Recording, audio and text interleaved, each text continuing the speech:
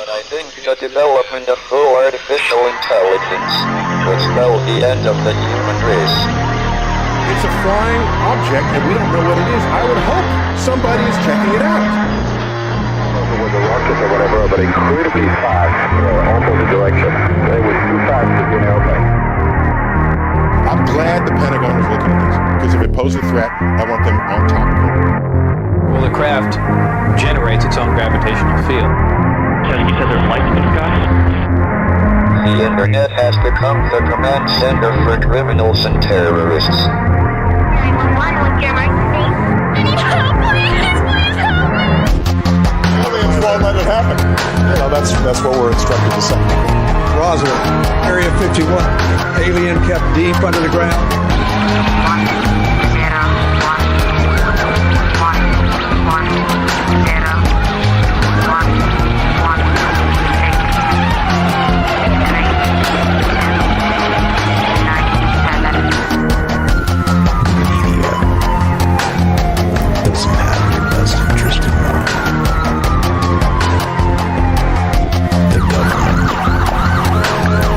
self-serving.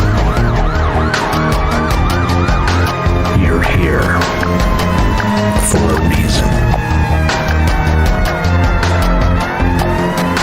You're listening to Troubled Minds Radio.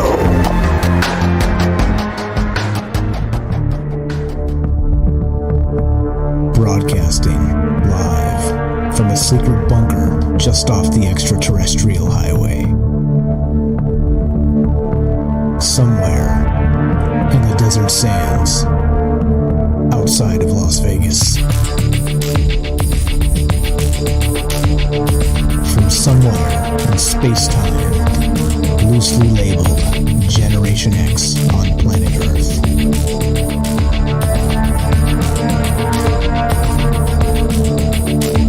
And asking questions of you in earnest into the digital darkness. Yo ho, yo ho. Welcome to Troubled Minds Radio. I'm your host, Michael Strange, and tonight is a special Saturday show with my good friend James Salsido of Salsido Paranormal, and we'd like to say hello to all of you who may also have troubled minds. What's going on, guys? It is, Saturday, and we normally don't do Saturdays, but we're going to do Saturday tonight, because from time to time we like to do sort of a let your hair down type of show, a not so serious show, a show about, well, nothing, and all the things, and, well, everything in between. And as part of that, we kind of coined something last time when we were doing this version of the show, and I like to call this World Upside Down, News, Views, and AMA. Of course, featuring James Salsido of Salsido Paranormal, and that just means AMA means Ask Me Anything, right? It's more of that, the upside down world of the upside down. We always say that Troubled Minds is the question show. Well, tonight, because it's a format and we find it fun and it was interesting and all the rest of that, we're going to do it again. And it's tonight, Troubled Minds is the answer show. And so, as always, as part of this, you can be part of the show because, of course, these secret weapon of Troubled Minds, of course, is you. And if you want to give us a call, the number to call is 702-957-1037. That's 702-957-1037. We'll put you on the show. You can talk to me. You can talk to James. We got some upside down world news to talk about, which will blow your mind about the way the world really is. And then, of course, we'll just more like a kind of get together and talk, because like I said, sometimes radio schedules and formats and, things like this get in the way of just a conversation sometimes. So this is no format, just us talking. And without further ado, let's say hi to my good friend, James. James of Salsido Paranormal. What's up, brother? Are you there? Yes, can you hear me? Loud and clear. Earth to Michigan. Come in, Michigan. Loud and clear, sir. What's going on, James? How are you tonight? Good. Glad to be here, and I'm looking forward to this. This last time we did this was a lot of fun, so I'm looking forward to tonight. 100%. I agree. This is, again, like I said, more of a, just a formatless fun time. And so that's the deal tonight. We're going to do Ask Me Anything. You can ask me or James anything, or both of us, and we'll do our best to answer you. Clearly, I'm not going to tell you what color underwear I wear, and I'm sure James isn't going to do that either. But, within reason, ask me anything. Within reason, of course. I'm not going to tell you my address. No offense, but that's what we're going to do it. That's how we're going to play this, aren't we, James? Sounds good. Sounds good. And okay. And also, by the way, James here, many of you know that listen to the show. James has a podcast called Salsido Paranormal. Check it out. Links in the description down below. Give him a follow. He talks about paranormal stuff 5 nights a week. He's doing book reviews now. He's doing paranormal news and, of course, true ghost stories from the web. So please give his podcast a follow. Check it out. Links in the description down below. And come join his Discord. Come say hi and come meet James and all the amazing people that are part of that as well. And anything to add to that, my friend, the paranormal expert of Troubled Minds? No, just looking forward to talking with you all. Yeah, definitely. It's been fun. It's been fun and doing the podcast, and being on here has really helped in a lot of ways as well. So I appreciate you, Mike, and then this community as well. Amen to that. Amen to that. Glad to have you, my man. All right, let's do it. Let's get to the. Let's say hi to the chat real fast, just to burn through this. Adana gets first over on Rockfin. I see you there. What's going on? We got. Let's see. What's up? Sam says greetings. First time here. What's up, Sam? You're in for a treat because this isn't anything like we normally do. We're doing some other weird shit tonight. What's up? We got Vicky, Adana. What's up? The sisters have arrived, so the show can begin. What's up, Sam over there? What's happening, guys? And who wears the same colored underwear all the time? That's a fine question, Sam. That's a fine question. Just making fun of ourselves. What's up, APOC? We got Jennifer is here. What's going on? Mama Bug. What? Saturday night? Yep, you got it.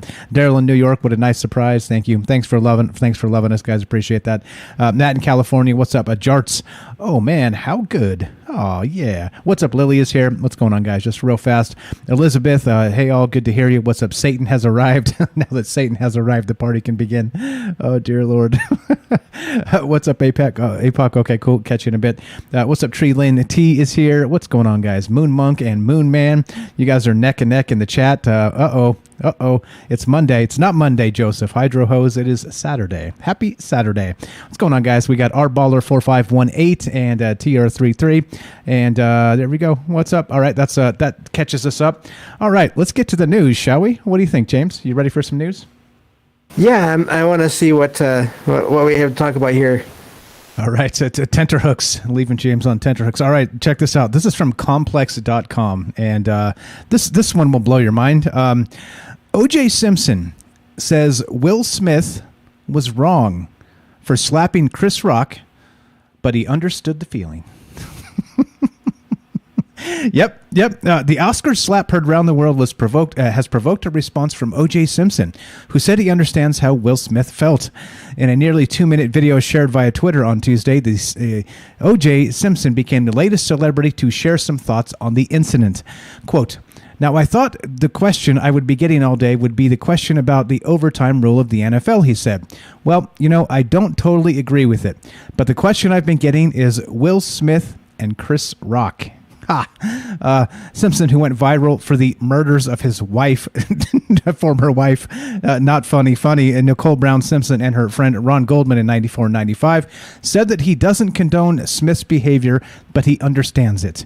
Quote, "It was unfortunate. I think Will was wrong. Look, I understood the feeling," he said. "In my life, I've been through a lot of crap when I was raising 2 young kids, and every comedian in the country had an OJ routine. And don't think I wouldn't want to slap a couple of those guys, but you got to accept it's humor." There you go, James. How about that for Upside Down World Clown News? How you feeling tonight? That is, yeah, I don't even know where to start with that one. The guy that I don't know a lot about that case, but yeah, that's I don't know him about people, and then just I don't know. Yeah, that's. I mean, it's being, everyone's still, and people are still commenting on it. I'm just kind of blown away by how that's still being talked about so much. I mean, obviously I don't know how that whole thing went down, and that's probably a whole nother topic. But yeah, that's something to hear from him anyway. Yeah, right. I mean, hey, it was wrong. It was wrong. I mean, Yeah. says the guy that murdered his ex-wife, and was that her friend? Ron Goldman was her friend, I think. Boyfriend? I have no idea. In any case, yeah, I think it's pretty widely accepted that OJ murdered his ex-wife. And OJ these days, by the way, is spotted quite often in Las Vegas, which is the town I live in. And I know people that have seen OJ out at the bars out here. So anyway. Anyway, what are your thoughts on this? The world upside down news, views, and AMA. It's a Ask Us Anything night, and we're just here talking about crazy stuff. What do you think about O.J. Simpson and saying that Will Smith was wrong for slapping Chris Rock? Talk about upside down world news. That's about as good a way to start as any. Well, what's going on? What's going on? I hope everybody out there as well. I see you in the chat, just hanging out, doing our thing. What's on your mind tonight, James? Aside from, of course, O.J. Simpson and whatnot, you got anything pressing that you want to maybe confess, get out there into the digital darkness? No, I just last weekend I always look forward to the weekends. It's funny, I never used to look forward to weekends until I started doing a show 5 nights a week. And then it's like, oh, weekends, they're not bad. I like those. So, but no, just I'm really grateful for all the support from everyone here. I've got 2 messages today asking about the show tonight. So that was nice. Both of you know who you are. And yeah, glad to be here. And just yeah, that whole article or that whole thing is just, that's quite ironic, to say the least there. Yeah, right. I mean, if the glove does not fit, you must acquit, right? I think that's the way this goes, something like that. There you go. Moonman says maybe OJ's glove was really Will Smith's. It didn't fit OJ's hand. There you go. There's the deep conspiracy. What's up, MJ? I see you there in the chat. How are you? Yeah, I mean, this is clearly just silly, upside down, stupid. Like, okay, well, let's get OJ's take on the Chris Rock and Will Smith situation.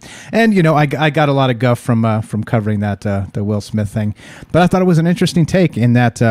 Well, was it fake? Right? We talked about that on a different video. It was just a short 5-minute video, but it brought out the clowns, the clown world people that want to show up and just has nothing nice to say about anything. So a shout out to those clown world people out there that never have a nice thing to say. But okay, so there we go. That's how we start here. But I mean, what do you guys think about this? As you know, this is the question you can ask me or James. Anything AMA tonight. We're doing a clown world, a world upside down, news, views, and AMA part 2. And of course, we're just talking about the news and some of the stuff that seems backwards and upside down. And yeah, just having a conversation, just talking, just doing our thing. What's up, Zenwen? I see you there in the chat. How are you? Yeah, everybody was making O.J. Simpson jokes. Yeah, that's totally true for a long time, right? And he finally fell out of the zeitgeist a little bit, but I mean, it doesn't change the fact that he still murdered his ex-wife. I mean, come on now. Okay, so we got more. There's always more news, but looking to hear from you guys tonight. It's just a conversation amongst friends. 702-957-1037. That's 702-957-1037. We'll put you on the show. It's as easy as that. You can click the Discord link at troubledminds.org, and bam, there you go.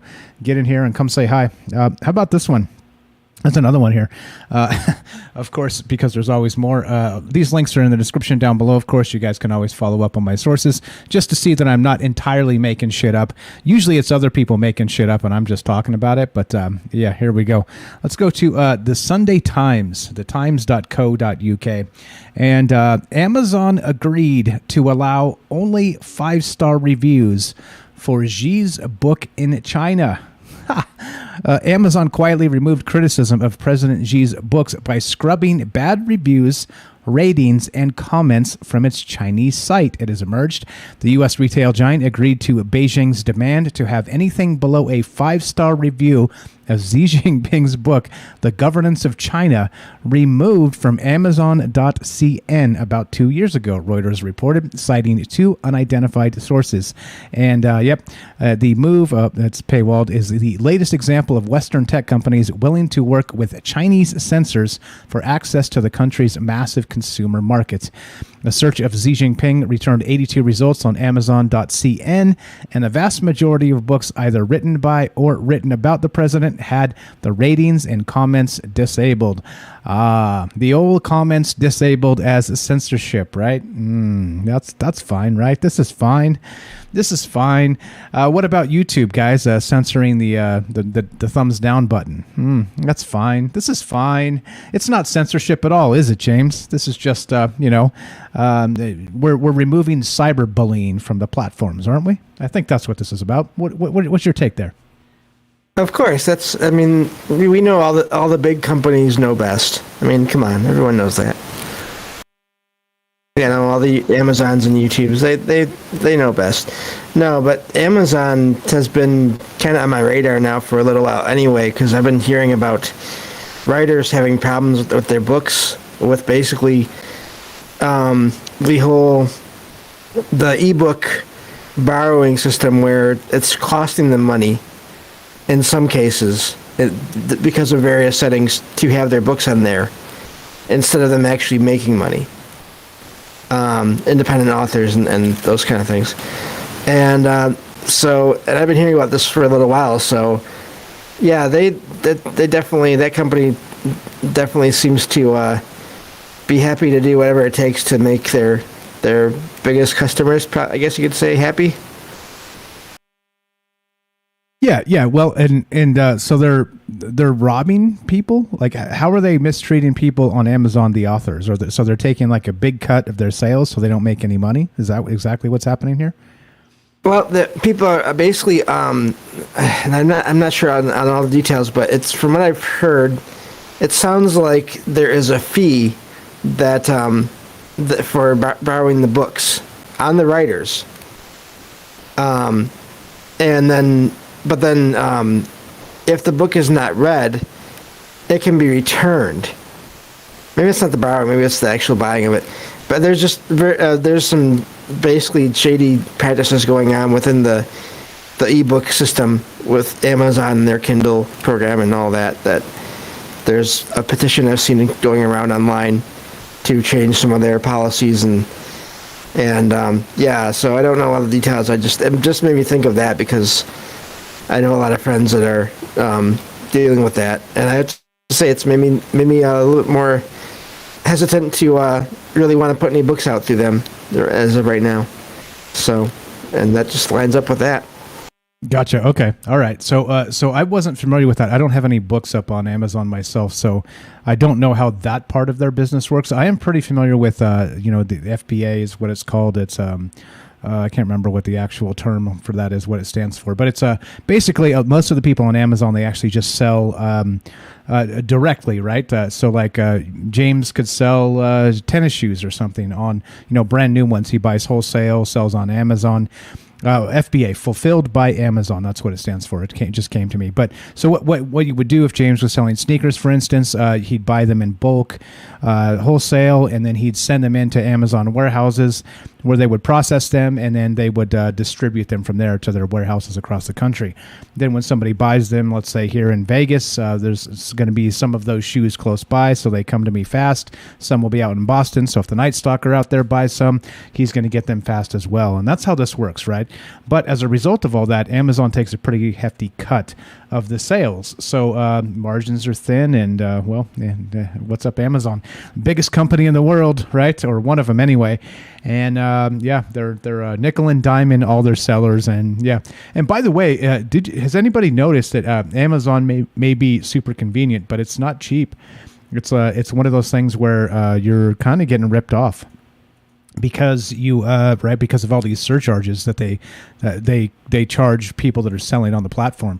So if you buy like just basic grocery stuff, let's say, for instance, I'm going to say this, I'm not endorsing the brand or anything, though I've eaten the shit out of some Cheez-Its in my life. But like if you buy a box of Cheez-Its, right, those little cheese crackers, right, everybody knows what they are. They're terrible for you, all the saturated fats and all that. Don't eat them. But let's say you do buy a box of those there, you're paying like probably 33 or 40% higher than you would at a grocery store, because you have to cover the Amazon fees just to make some money. It's pretty much ridiculous.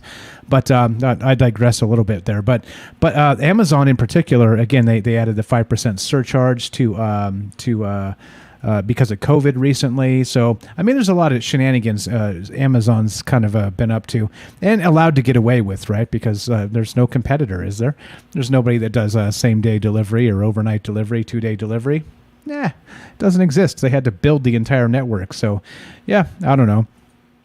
Thoughts on Amazon? Thoughts on any of the rest of this? 702-957-1037. What about censorship as far as YouTube's concerned and the thumbs down button? Do you think that's just stopping cyberbullying, or do you think it's something else? And we'll get to more censorship and the rest of this because, of course, why not? We're doing what I'm calling World Upside Down. News, views, and AMA Part 2. Ask me anything. Tonight, it is the answer show, not the question show.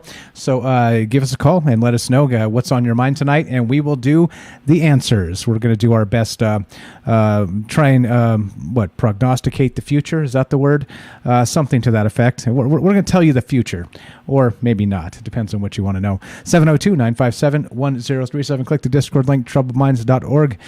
What else, James? Anything else on that? On censorship, YouTube, and anything else? I got more, of course. Yeah, just censorship in general. I didn't realize it was as big of a thing as it is until just a few years ago, and I started talking to more people online, in different communities, but also here, and just hearing, what's going on. And yeah, I don't like it. Also, just back to the Kindle thing. Apparently, you have to be a major, like within the top tier of authors, of paid authors, to really do well in the ebook system. But there are rules that make it that way, and that's what I'm getting anyway from doing a search online about it. So if you're not part of, if you're not getting amazing sales, then that's when it can hurt you. So it's based on what I've heard and just what I was able to dig up real quick. But yeah, no, the censorship. I mean, the thumbs up and thumbs down thing. I feel like that should just either be there or not. There shouldn't be an in between. I don't feel like. But maybe that's just me. Yeah, well, I mean, they're using it exactly for that reason. Back to the Netflix thing as well, right? So they actually removed the rating system because people were bombing 1-star reviews on the Netflix stuff. So then they removed it so that you couldn't do that. And people see a 1-star rating, they're not going to watch that stuff.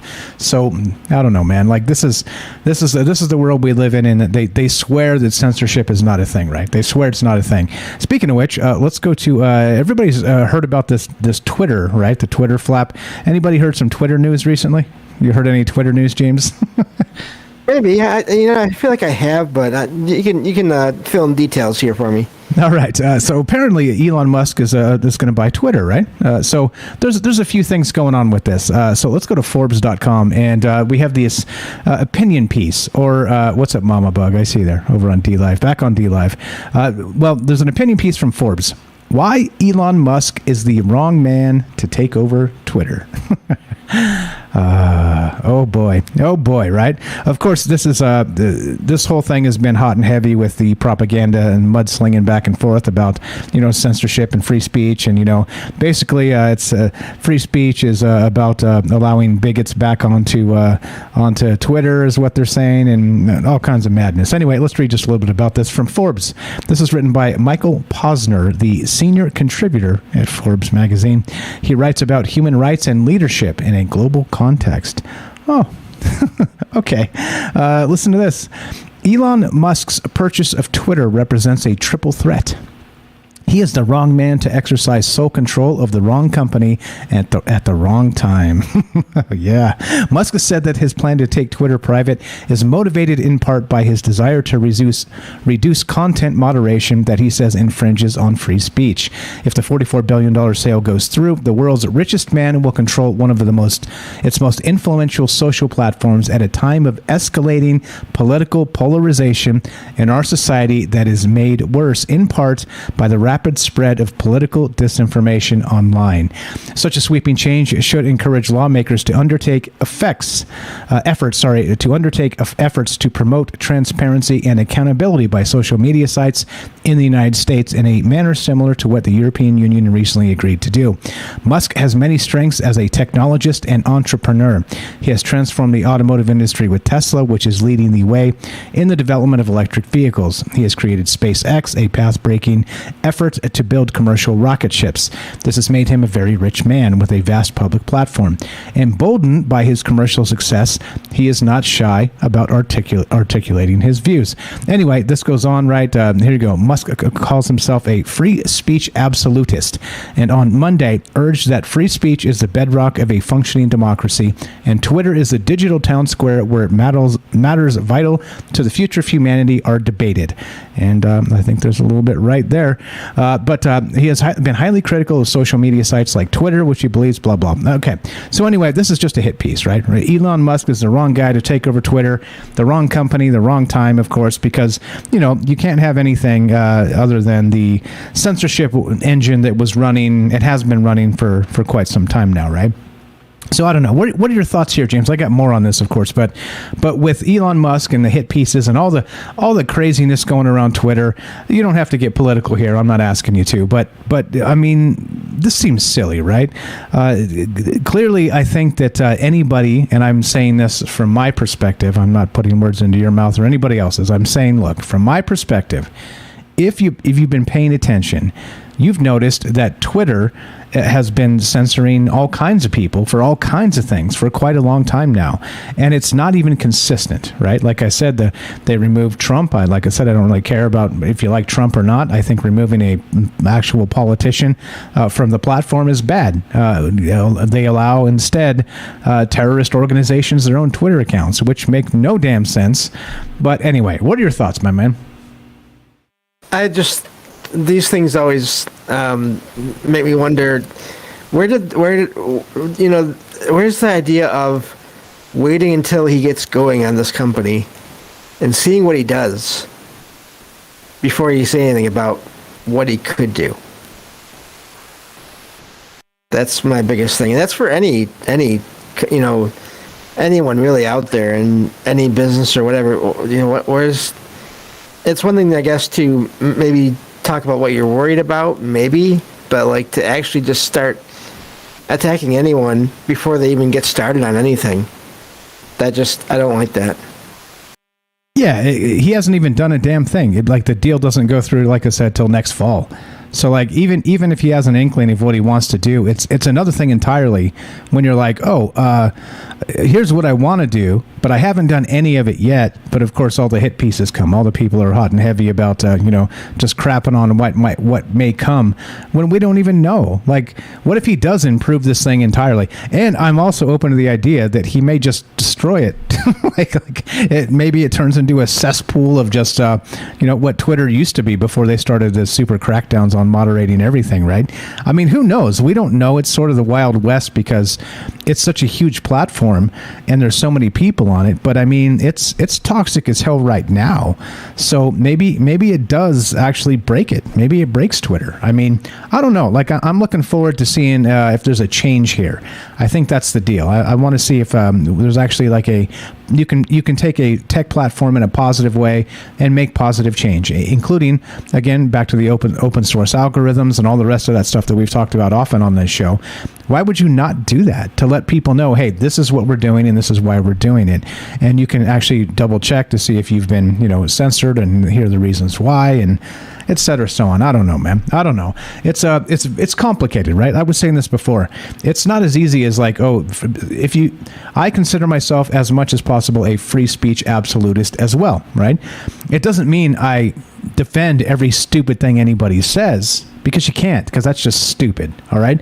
But the second you start cracking down on people you think are stupid, there tends to be a sort of political backlash in that, and you're sort of using it for political advantage, and that's exactly what's been happening here, right? That's exactly what's been happening with Twitter, in my opinion. Like I said, if there's people that think that's absolutely off base, but I don't know, I'm not so sure. So I don't know. Additional, anything else on that, James? What's up, 40s? I see you out there. What's up, Lily? What's up, Jay in New York? How are you guys? What do you think, James? Yeah, no, I agree. I'm looking forward to seeing what happens with it. Also, I feel like people are maybe overlooking the fact that it's still going to be a company made up of people that each of them will have their own ideas about what's what should be done or shouldn't be done. So having a different owner, who knows what that's going to change. So again, I just feel like wait and see what happens before you really go, start talking about it and about putting it down. And that goes, like I said, for any company. But I do see we have someone in the on air here with us. I don't know if they're waiting or not, or just listening. Uh-oh. Sounds like trouble.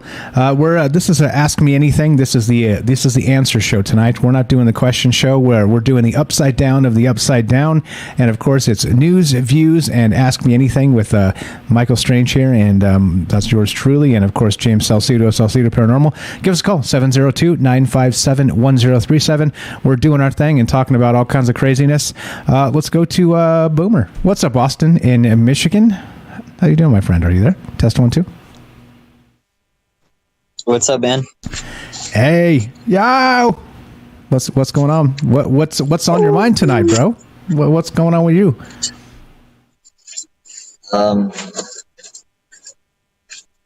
Oh yeah, the food. I seen this video, JP, about the food shortage thing. All right, sure. Tell us about the food shortage thing. It was just silly. He's always like really sarcastic about stuff, and it's like a part of the comedy, And he was just like talking about all these coincidences with planes and crashing into food supply places, and then them blowing up randomly and catching on fire randomly, all within 1 week, like tons of them, all over the state. There's like maps with like where all of them are like burned down and stuff, and like the articles are out there. It's like. It's kind of weird. Okay. All right. No, so I don't know who you're talking about. Who's JP? What is this? Awaken with JP on YouTube. It's like this Australian guy. He's got long red hair. He's like medium built, He's like real calm and like sarcastic about it. He gets into character, like heavy into character, Gotcha. Yeah, playing the character. I like it.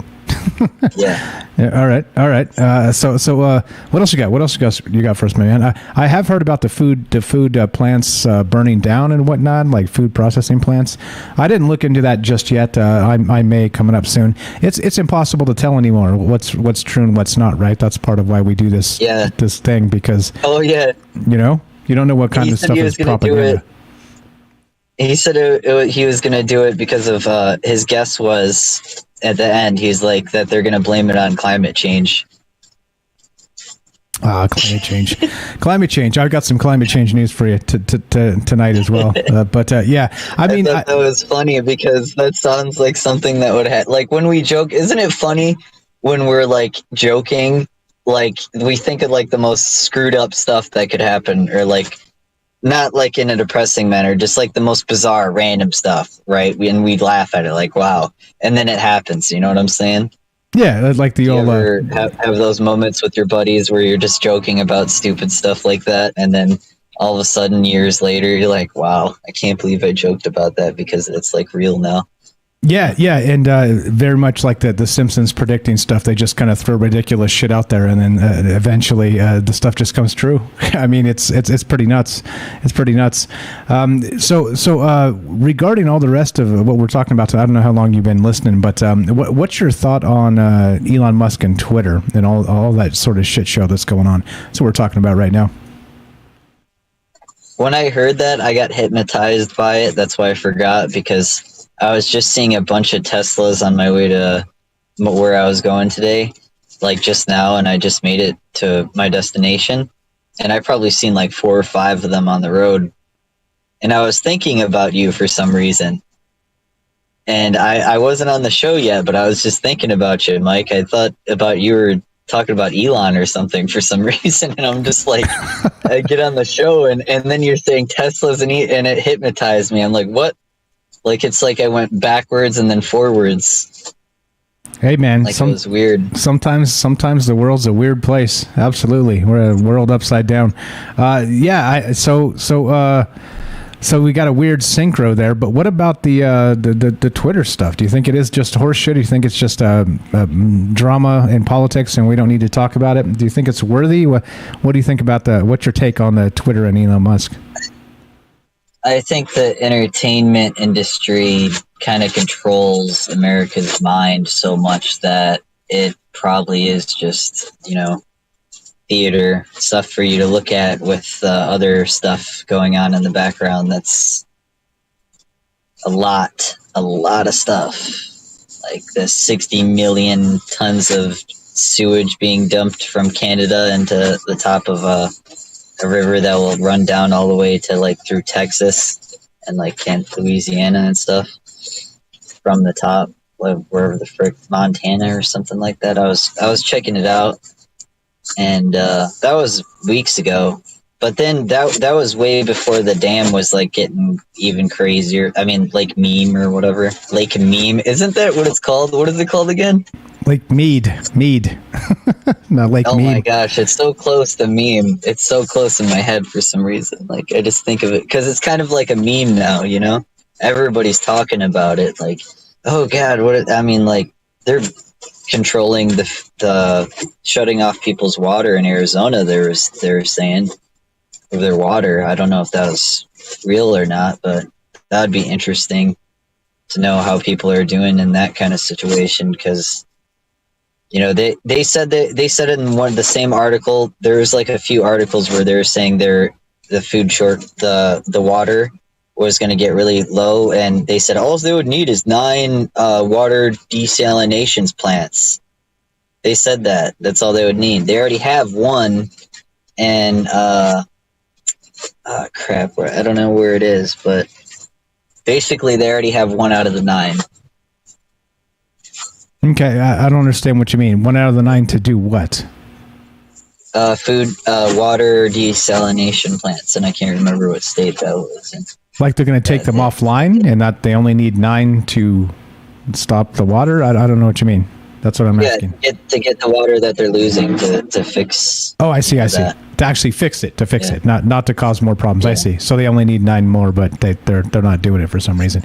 I think there's a whole lot of weirdness to all that stuff. That the idea that we've got this infrastructure problem that nobody's really addressing. It's like everybody wants to just fling mud at each other and call each other Nazis and pedos instead.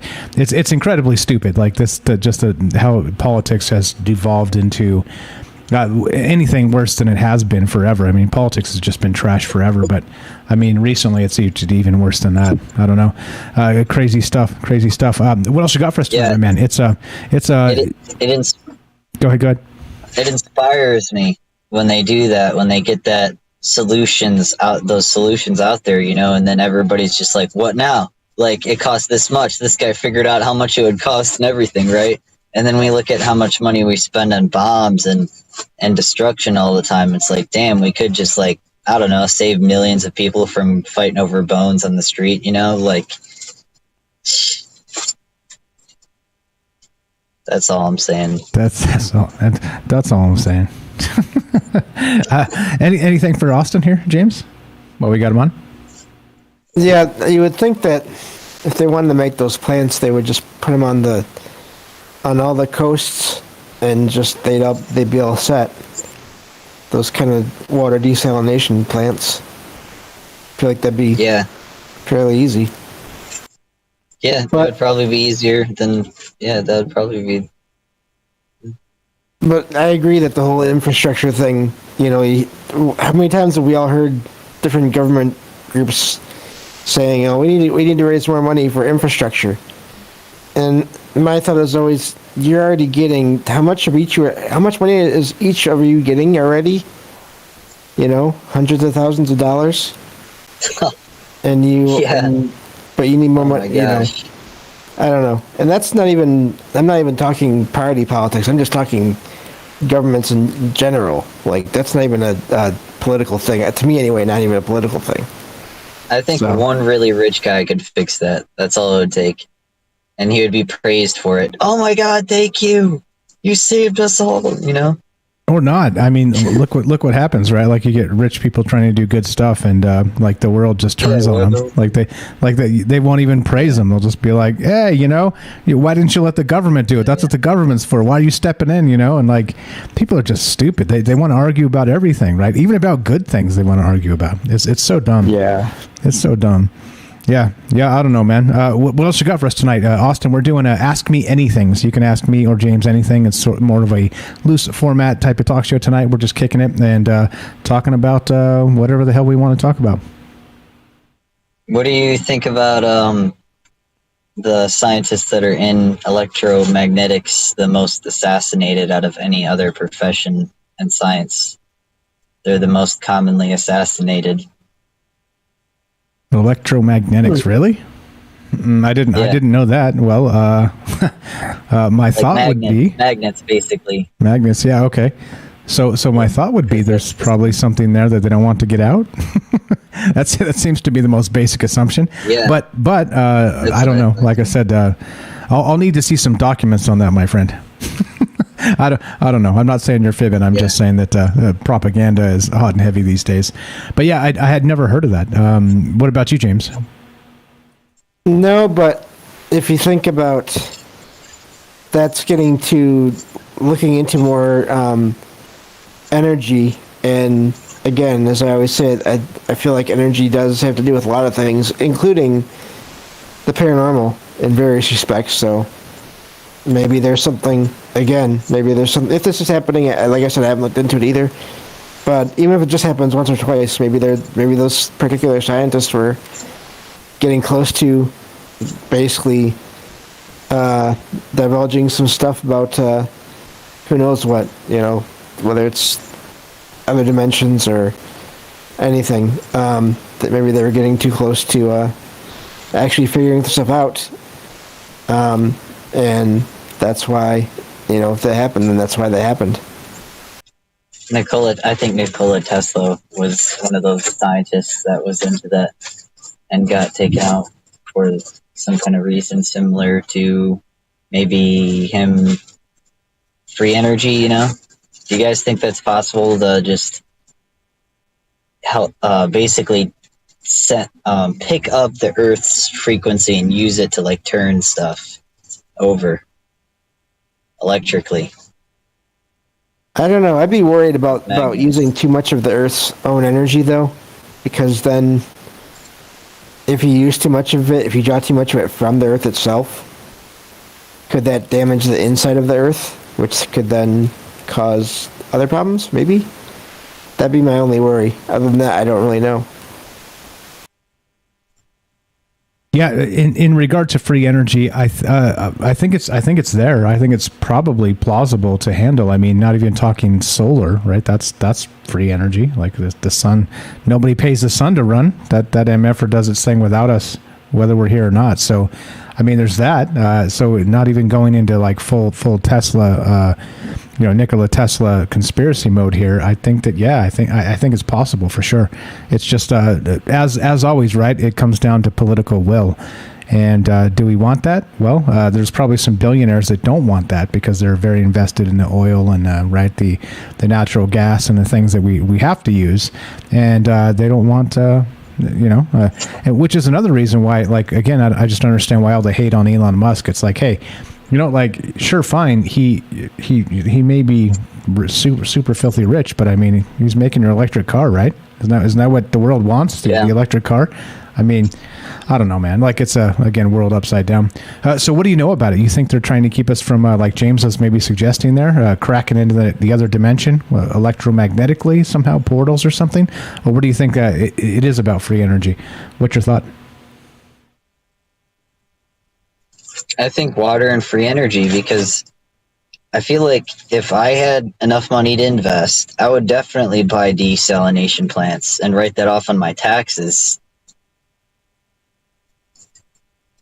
Hell yeah. You know what I'm saying? yeah. I was talking about this yesterday on the news show. Like, if you win the lottery, you're going to get screwed in taxes. Yeah. And so the whole point of like taxes is you invest things for charitable contributions and things like this to write off against your how much money you make. But it has to be substantial sums. So like, yeah, like why wouldn't you do good stuff instead of like all the knucklehead crap that's going on the world over? It just doesn't make sense, man. You could put your brand on it. Yeah, it'd be like Troubled Minds Water, right, or whatever. Exactly. I mean, I think that's kind of the point. Are you thirsty? Thirsty for some maybe juice? We got you covered. Troubled Minds. Yeah, I mean, I don't know, man. The world is jacked up. I don't know. That's the first one I'd heard about those particular scientists being disappeared, if you know what I mean. Yeah, great stuff. I appreciate it, Austin. What else you got while we got you on, my man? I mean, that would be a huge... I just thought about how big of a tax write-off I could do it, like with combinate that and combination have some company help you ship a ton of water to all the places that are like starving around the world, that's like pure, like actually pure, you know what I'm saying? Put a little bit of sea salt in there and you got minerals, every single one of them. That would be like super clean water. You could pretty much grow good stuff with that and everything. Amen to that. Yeah. Hey, I just feel like you would be like there could be a legend. If they did that, they'd become kind of like a legend. They would definitely, Yeah. The company, whatever. You could start a car company with that stunt, something like that shit. Yeah, it's out there. Remember that the guy from the EU tweeted at Elon Musk and said it would only take $6 billion to solve world hunger. And Elon said, sure, if that's the case, give me the plan, and I want open source accounting. And if it can actually happen, I'll spend $6 billion to end world hunger right now, right? And then so they put this plan together. But I mean, basically, it's not a plan to end it forever. It's a plan to end it temporarily, right? So they came at him and were clowning him about all the money he made. But then he's like, okay, so what's going to happen to that money if I give it to you? Do you think people are going to actually have full bellies tonight, or do you think that his implication was that money's going to end up in the pockets of the people running the joint, right? Running the outreach programs, you know what I mean, the food programs. And you can't blame him for thinking that, because that's just the way the world works anymore. Like the charitable stuff goes to the people running it, and it often as much or more as it goes to actually doing good in the world. So, yeah, man, I think you're onto something. I appreciate the phone call, my friend Austin. Austin here, a good friend of ours, good friend of the show, and he's got a YouTube channel called what's it called? It's called Short Quick. Check it out. Yeah. Links in the description down below. And are we doing that yet? Because you haven't been doing anything much with it. Is the channel active? Tell us about your YouTube channel, man. I might put out a new video soon. All right, so it's kind of a down low thing right now. When you get it thumping, I don't go fast. That's I go fine. Very, very slow on YouTube. That's fine. Hey man, there's no rules. You do what you want. I do what I want. All right, I appreciate it. You're welcome to hang out and stay there. Well, I appreciate you too, man. Yeah, thank you. Thank you. Right on. Have a fantastic night. Looking to hear from you guys. What do you think about this Elon Musk stuff? What do you think about what Austin said about these scientists? I hadn't heard that before. What do you think about free energy? What do you think about, Elon Musk and Twitter and censorship and all the rest of this? We're talking about just kind of upside down news. And ask me anything, news, views, and AMA with James here. James, take on what Austin said, and then we'll move on to the next part of the... I've got more Twitter censorship, which is so on point from Bill Maher, of all people. Yeah, no, I hadn't heard about that either, but I mean, that's something that pops up in fiction over and over again in movies and stories anyway, is the idea of scientists being, as you said, vanished because they're getting too close to things. And you do have another person here in the queue, so they're on air, so. But yeah, I've heard about that, so that's happening, and if the scientists that was happening to were working on different energies, and I mean, we already know that Edison was working on a phone for the dead, or phone to the dead. So who knows? Yeah, that's true. That's true. He was trying to the first telephone was to communicate to the other side, or some shit like this. I mean, that's wild right there. That thought. What's up? Cubes over on Rockfin says it's all a giant distraction to keep our minds off the fact of the whole shit house going up in flames. I haven't given up yet, though. I'm with you. I agree. I think that's part of it, right? If they control the news cycles and the information that we get for the people that don't pay attention, then they control the narrative for whatever the hell they want to control. That's very Orwellian, very 1984, and well, that's why we talk about it. Somebody needs to talk about it, because like I said, if we aren't, I'm not sure who is. There are other people out there doing it, but right, like everything is so sort of politically bent anymore. You can't even expect to get an honest conversation out of almost anybody, and that's the unfortunate part, right? That's the thing here that really messes us up. All right, I see you there, APOC. We're going to get you in just a sec. Let me play this clip real fast to sort of round this out about censorship on Twitter, because this is spoken by Bill Maher recently, and this is before he knew Elon was going to buy it, I believe. But listen to what he says. Exactly. Right. But that's not really where the argument is. The argument to me is has Twitter failed in setting themselves up in the past as the judge of what can go out there? And I would say yes, you have. You failed when you threw the New York Post off of Twitter for talking about Hunter Biden's emails, and it turned out that was a real story. Right. You failed when you said we couldn't read about whether COVID had come from a lab. You failed. Did you read about this Babylon Bee? Do you know what the Babylon Bee is? I didn't know this. No. It's like the Christian version of the Onion. Because everyone needs that. Well, some people do. I thought that was They're not Fox all News. you and me, okay? It says your trusted source for Christian news and satire. I didn't know there was such a thing as Christian satire. I thought the religion itself was satire. That's me. I'm not everybody. Okay? I'm not everybody. Have a little humility, right? So listen to this. They got flagged they posted a funny video. This is funny to them. Okay. Sensitive content, Twitter said. In the video, they were making fun of Twitter for being too sensitive. This is so through the looking glass. Here's what happens in the video. This woman who, going into the Twitter building, this is, parody. This is what people do on television and have done forever. Okay, she's complaining to HR about how sensitive Twitter is. And the guy shows her an ink blot, and she keeps seeing Hitler in all the ink blots. Okay, then she runs screaming out of the building because this is right. Well within what satire has always been. And the fact that they flagged this for being insensitive shows their complete lack of self-awareness about what their own problem is. If that's where the line is, you have failed, Twitter. You do need a new show.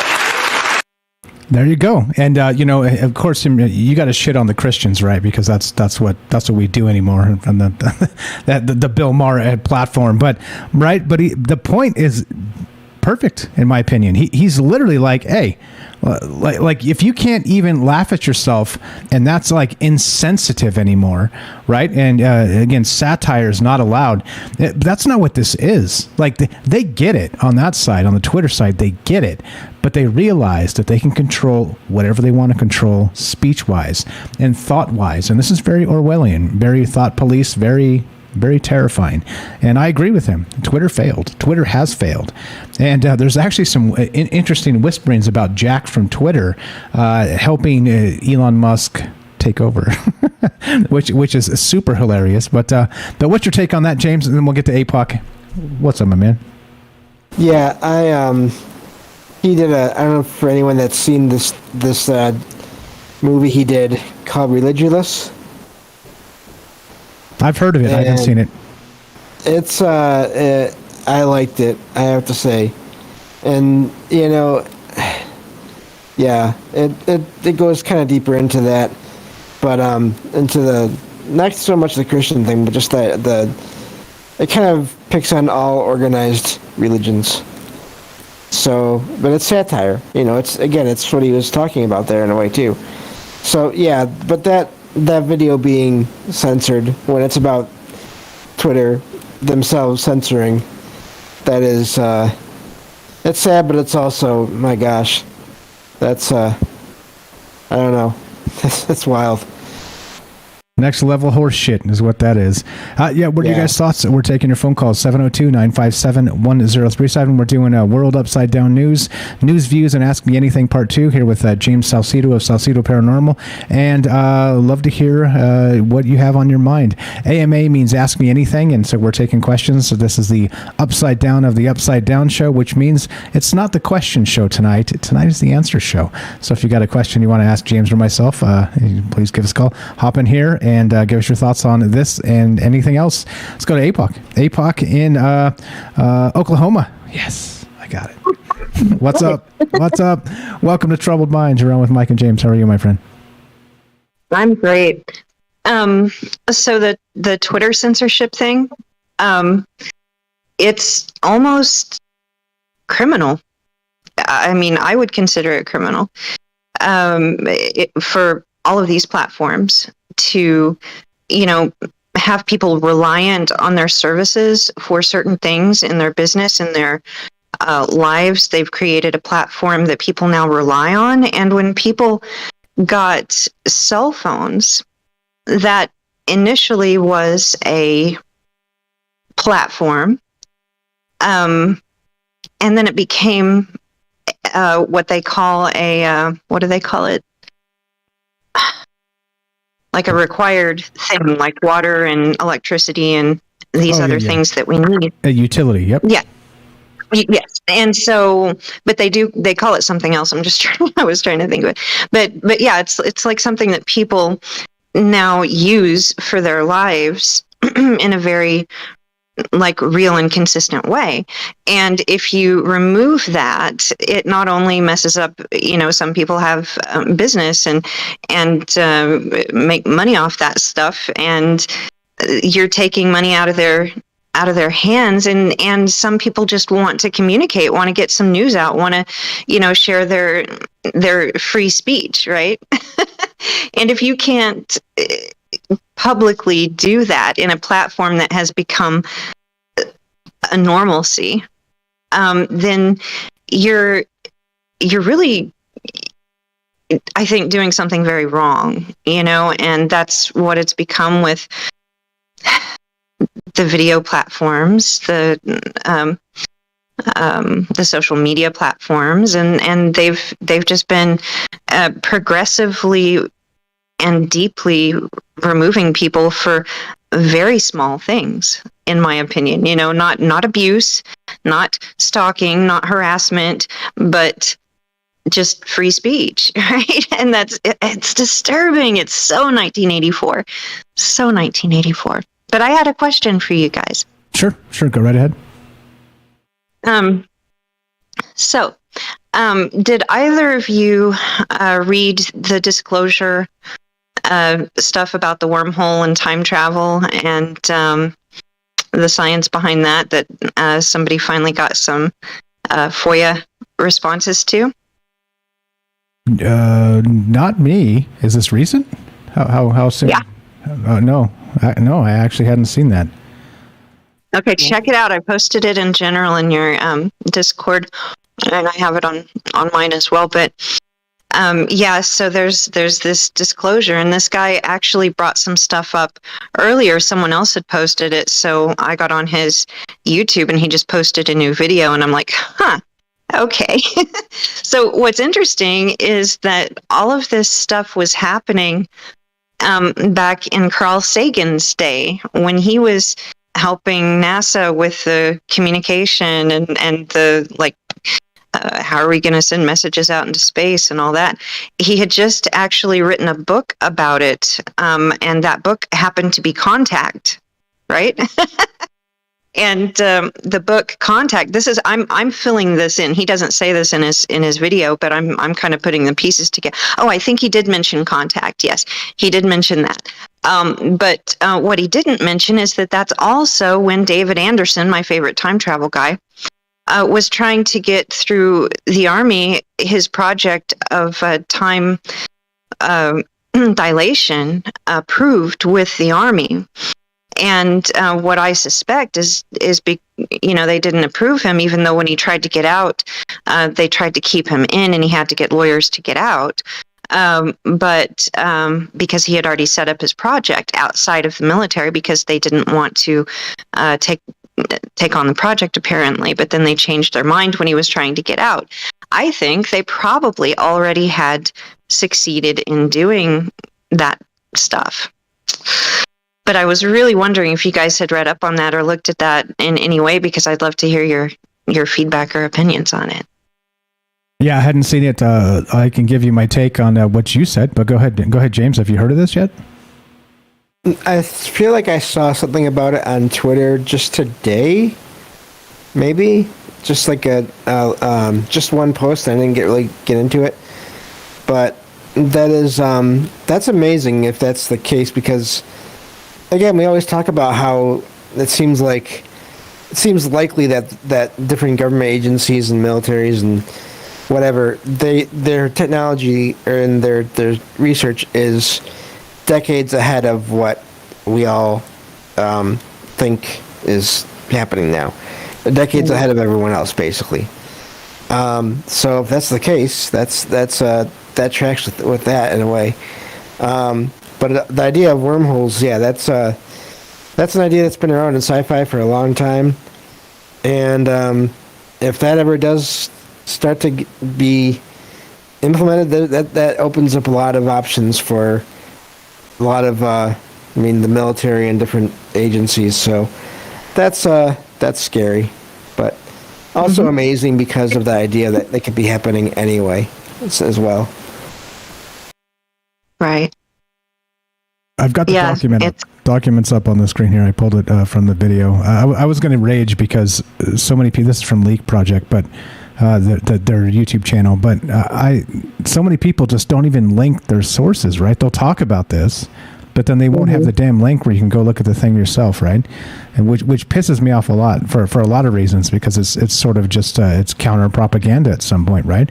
You like you hear what I think or say about it, you hear what you think or say about it, but like if you don't give the link to go look and read it for your damn self, then what are you doing, right? It's more spin and disinformation. But yeah, this is wild. This looks like actual. If this is a real document from the United States government, then it's talking about, yeah, for sure, traversable wormholes, stargates, and negative energy, and it's dated December 1st, 2009. I did see something about that. I recognize that title now. I did see something about that today on Twitter. I think it was either yesterday or today. Yeah. Wow. Yeah, if this stuff's really going on, I think we have a completely different situation, don't we? I'm going to link this in the chat if you guys want to watch the document.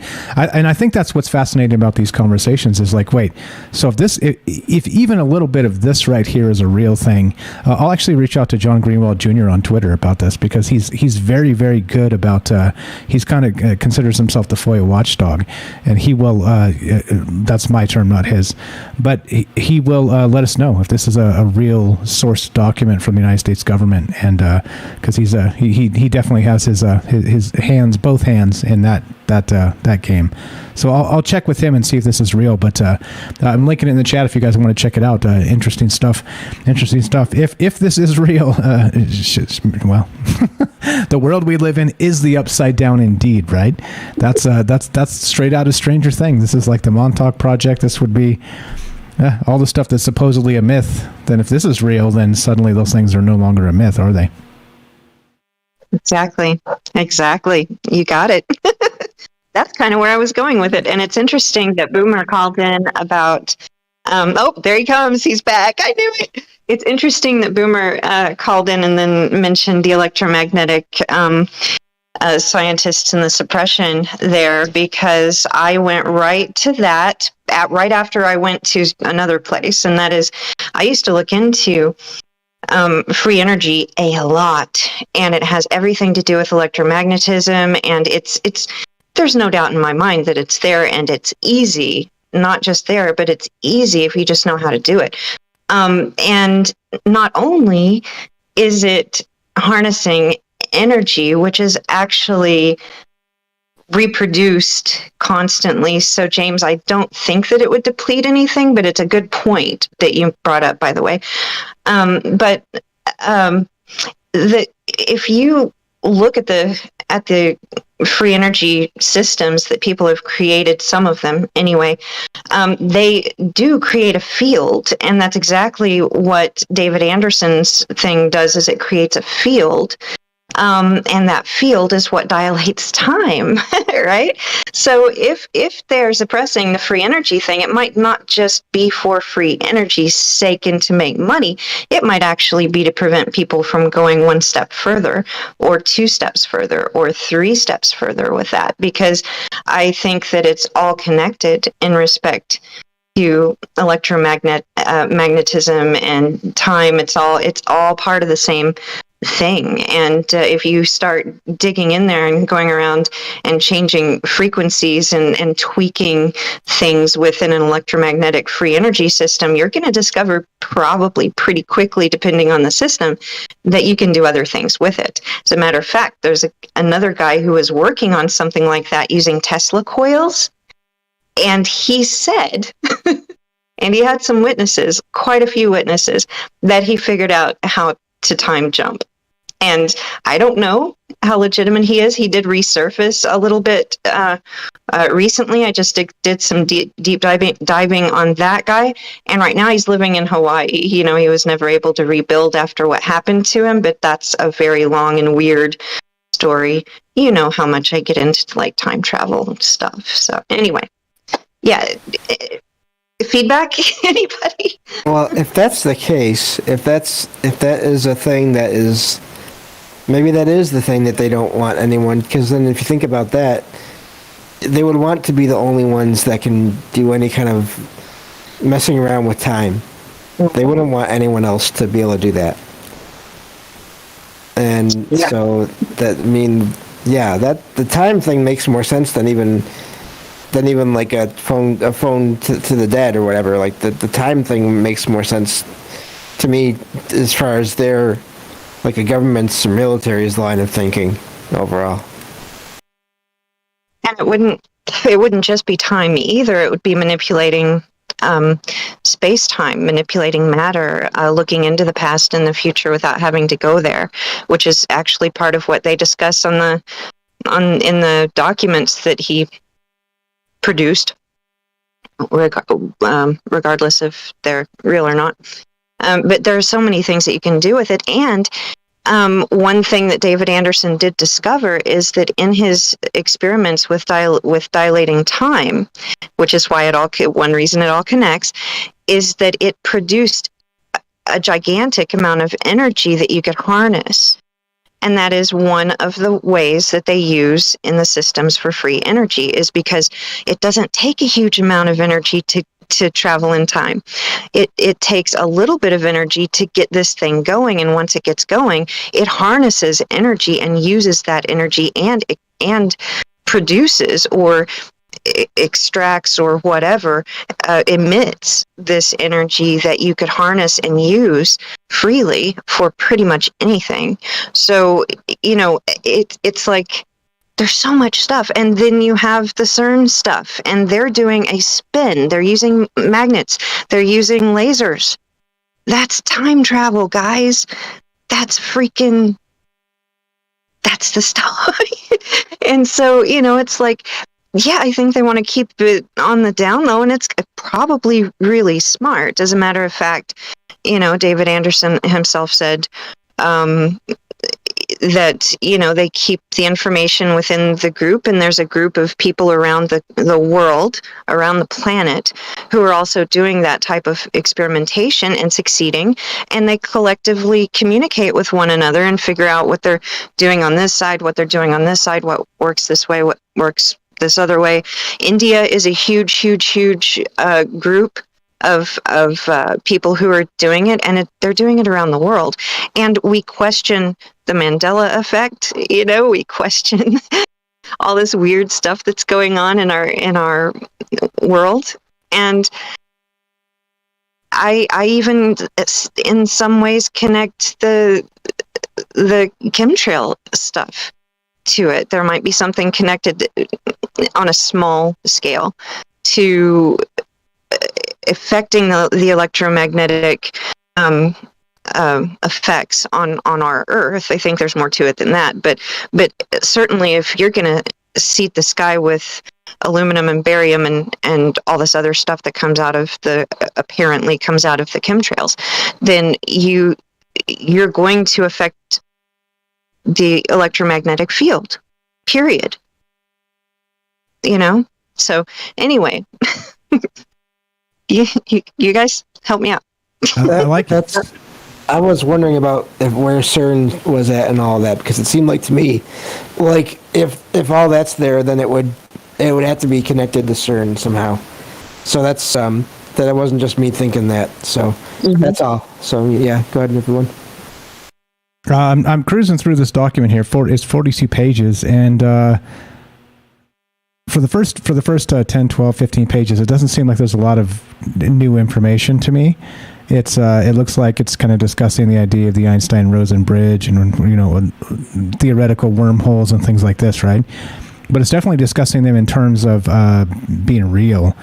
And then the further down you get, they start talking about how, and this is nuts, like absolutely insane, how you would actually create a Stargate. And it says, listen to this. This is absolutely insane. B, the Stargate solution. And it's a straightforward exercise to design a real Stargate from wormhole physics.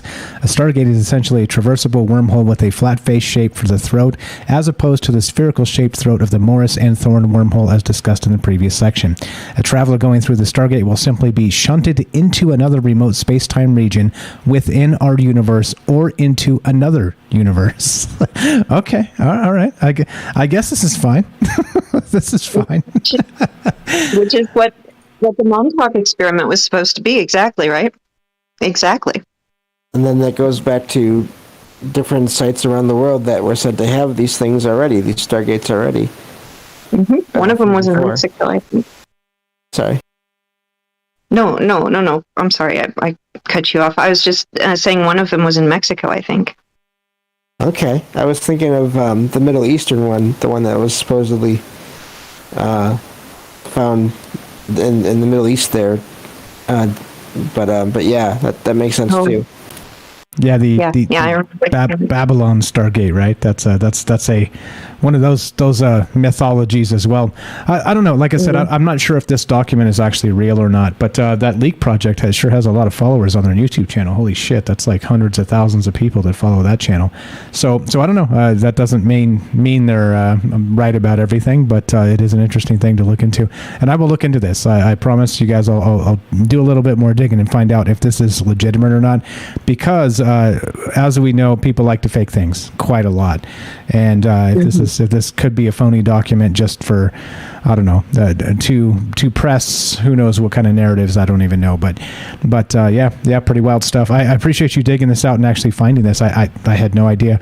If this is relatively new, then I missed it. And I pride myself on not missing things like this, because this is kind of a big one. Oops. Yeah. Oops. What can you do? You can't get them all. That's why we got help. I appreciate it, APOC. What else you got for us tonight? That's it. I mean, it's just crazy, And of course, I was thinking about the other stuff, Mike, the Stargate stuff, right?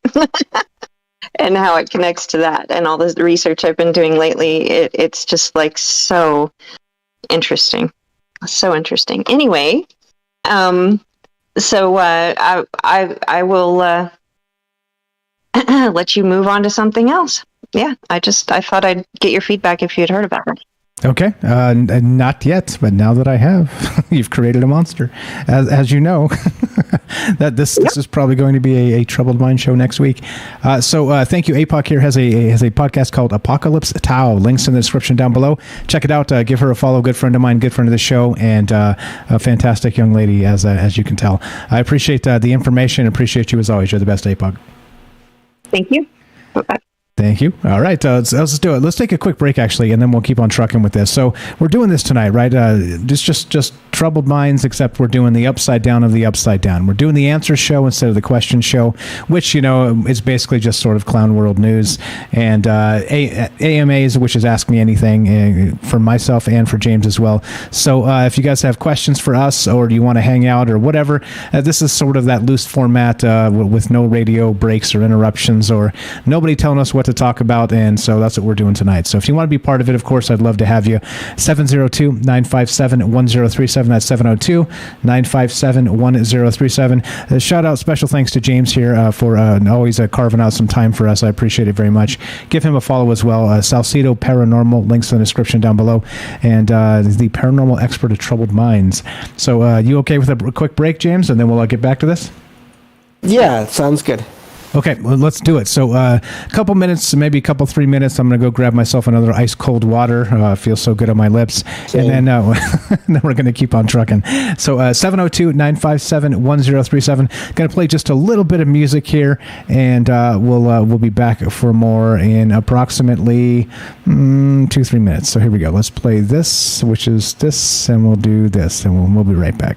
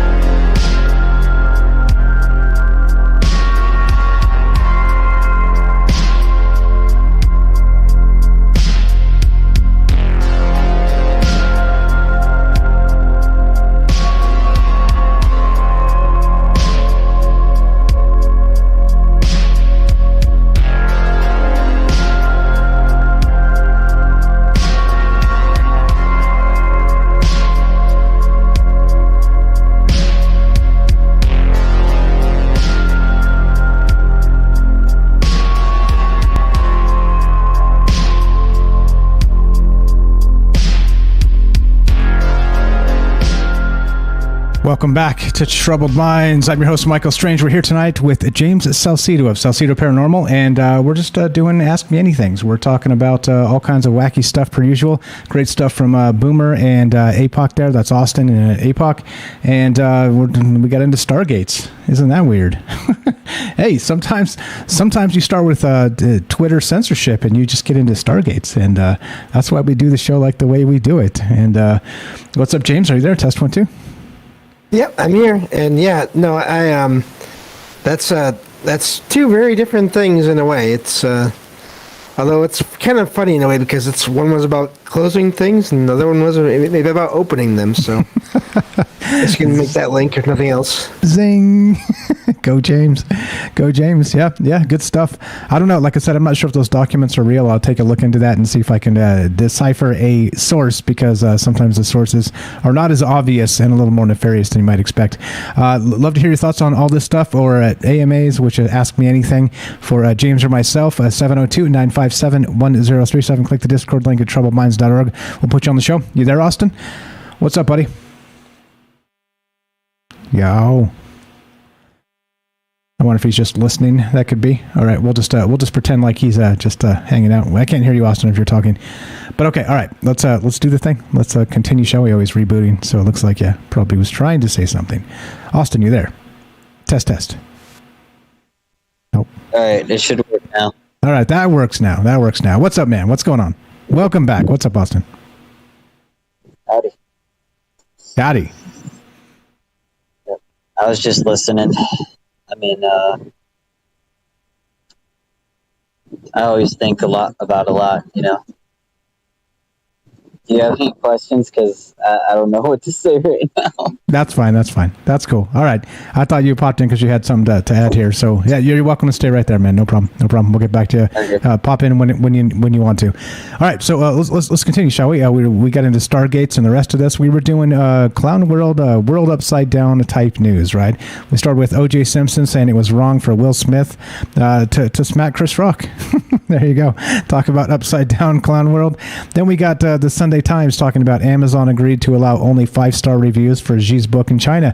Yeah, and then we got into a little bit of Elon Musk with the, why Elon Musk is the wrong man to take over Twitter, according to Forbes, and this individual named Michael Posner, the senior contributor of Forbes, who writes about human rights and leadership in a global context.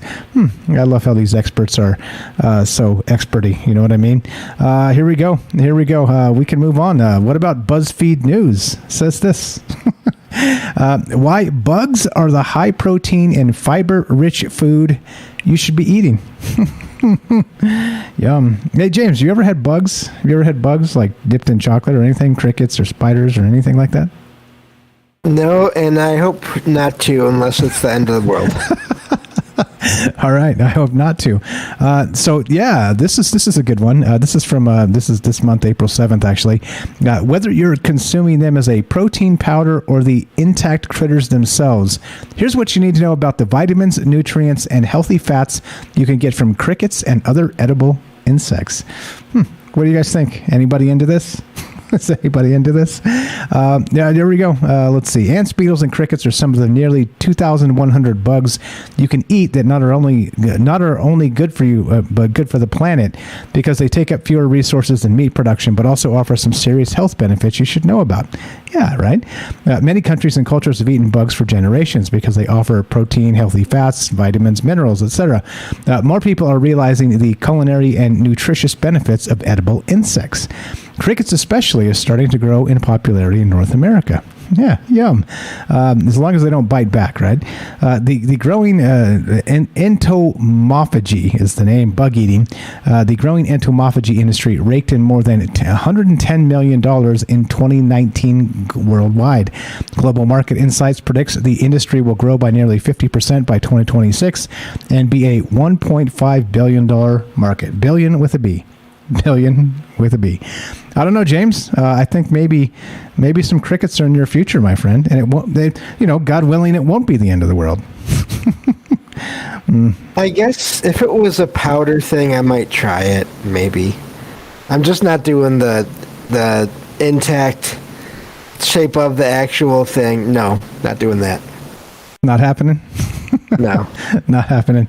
Yeah, this is again one of those ones where, what do you think? What do you think? Yep, nope. APOC, nope, no bugs. What's up, Jennifer's pathway to cannibalism, gateway to cannibalism seen in history? Yeah, right.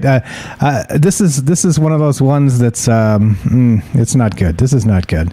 I'm not into bugs. I'm not into eating bugs. But hey, just to let you know, in general, insects can offer as much or more protein than beef, pork, or chicken. There are about 20 grams of protein in 3.5 ounces, or 100 grams of edible crickets, which is about the same amount of protein in a small steak, pork chop, or chicken breast of the same weight. Oh, there you go. If you're thinking you would never swap a critter for a steak, know that edible insects come in powders, meat-like patties, chips, desserts, and other antenna-free options if the ick factor is too strong for you. Well, there you go, James. There you go. I'd still rather wait until it's my last option. Until it's end of the world, no problem. Until then, nah. I like the meat-like patties, chips, and desserts. That sounds delicious. Anyway, I thought it was interesting that it seems to be, sustainability keeps pressing bugs as the option. This is what we need, right? This is how to make the world a better place, guys. You eat more crickets, and the crickets hopefully will not eat you back. Great. What about you, Austin? You into crickets? You're gonna eat this stuff? I think heck no, and I think it's funny how it's right on cue with a lot of our food going up and the yields going down around the world too. It's not just here. It's like, wow, the timing of it. Oh, the World Economic Bank or whatever is talking about how we should all eat bugs now. It's like, wow, it's great. Yeah. Meanwhile, I'm sure I'm sorry. They own most of the food supply too, so it's kind of not hard for them to just. Soylent Green people destroy their own stuff, and what's going to happen? Yeah. And it is an interesting thing with the Bill Gates buying up all the farmland and all the rest of this, right? And then what he's going to put cricket farms on this, or I don't know. Pretty nuts when you think about where again, they want us living in our tiny house with our bowl full of crickets and our blue Luke Skywalker milk from the Last Jedi, and hey, and you'll own nothing and you'll be happy with our VR headset and Thorazine drip and everything's fine. This is going to be fine, guys. Don't worry. Don't worry. Yeah, we'll have the metaverse. I was going to say. Meanwhile, I'm sure all the people that make billions, they'll be having their steaks and their pork, and they'll still have all that. They're not gonna bother with the bugs. No, exactly. That's just for the rest of us. Yeah, the useless eaters, right? Yeah. That's what you have to do. Yeah, and that's part of my beef with there you go. My beef with all the rest of this is that exactly. It's rules for thee, but not for me. That's what this always seems to be, and we're supposed to just sit back and take it. And it's okay. This is fine. Bug burgers. Hey, what are you doing this weekend, Mike? Sipping some brews, grilling up some bug burgers. You want to come by? No thanks. No thanks. Yeah, exactly. 702-957-1037. Let's go to Derek in Massachusetts. The Nice Staka. What's up, brother? How are you tonight? Yo, what's going on, you guys? Chilling, doing our thing, man. Weirdness on a Saturday night. Is it crazy for you? How's it look on the East Coast? Saturday is the backstock night, so it's not that bad. No fresh truck. Just kind of finessing the store and doing all the backstock and everything. So not too crazy in comparison. But Nice.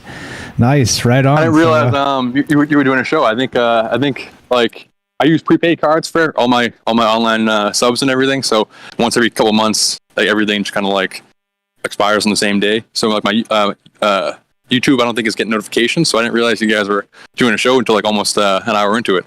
I'm bumming I missed the first hour. I was stalking without any fresh content. I was dying over here.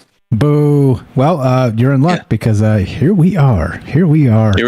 Hell yeah. So whatever part you caught, what are your thoughts? We're talking about crickets. We're talking about Stargates. Talking about all kinds of whack shit. What's on your mind, my man? I missed most of the Stargate stuff, unfortunately. So don't get me started on the Stargate stuff, honestly. But as far as the bug stuff, I'm the pickiest eater maybe in the world. I have I really weird. What I like, and I'll eat a lot of it. But then I'm just unbelievably picky. I don't eat fruit. I don't eat like bread. Just like from birth, it's just a bunch of weird texture, taste things. So the idea of eating bugs has always like really shook me. Really like on Fear Factor, eating those Madagascar hissing cockroaches was always when I knew I would tap out if I was ever on Fear Factor. But also like for some reason I love seafood. So even as like a baby, I'd be like chucking my own my own steamers and like lobsters and stuff, which are basically just giant beetles or bugs. So maybe like eventually we kind of shift our paradigms and we find some type of land lobster, basically some type of like maybe some type of bug that tastes like a lobster. If lobsters are just ocean bugs, then maybe I can acquire a taste for it. But as of now, yeah, it's definitely a pretty scary thought for sure.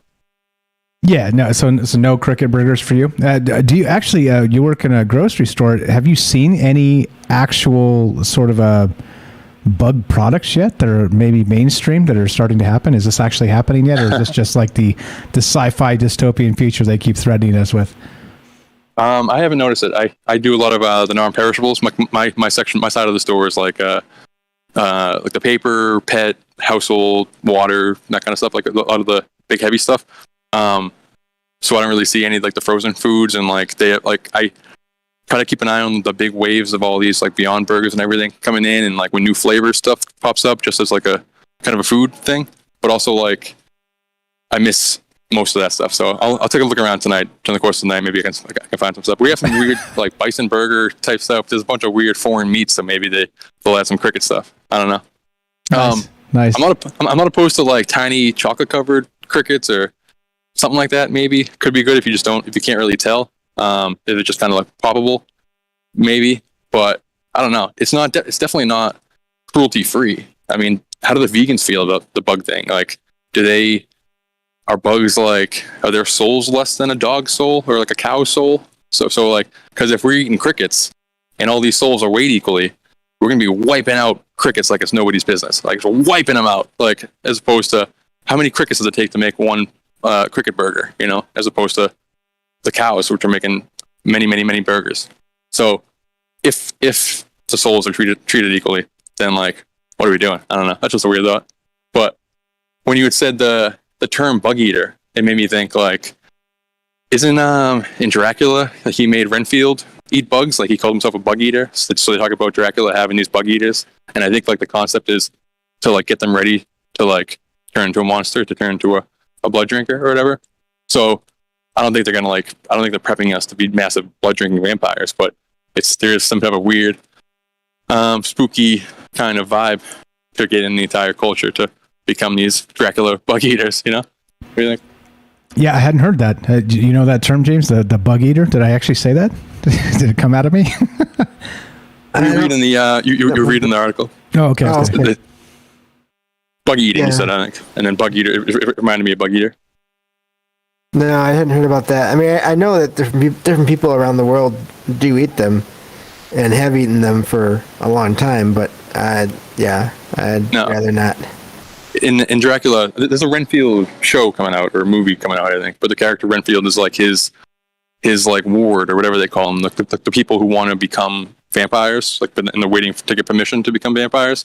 He gets like sent bugs by Dracula in order to acquire taste for like eating live things or something like that. I guess it's been a long time, but they call them bug eaters. It's like Dracula needs like this, like he needs mansion, he needs like coffins full of dirt, and he needs bug eaters. He keeps bug eaters around him. So just the term jogged my mind. But if you guys don't know about it, I'm talking to myself here, so never mind. Mainly, I'm just trying to get access to the on air. Can I just kind of stay and listen on the on air because my phone's not working? Right. Yeah, of course. No sweat. Okay. You know the deal. You're welcome anytime. Yeah, so Derek here has a YouTube channel. Check it out. You chime in whenever you want, Derek, by the way.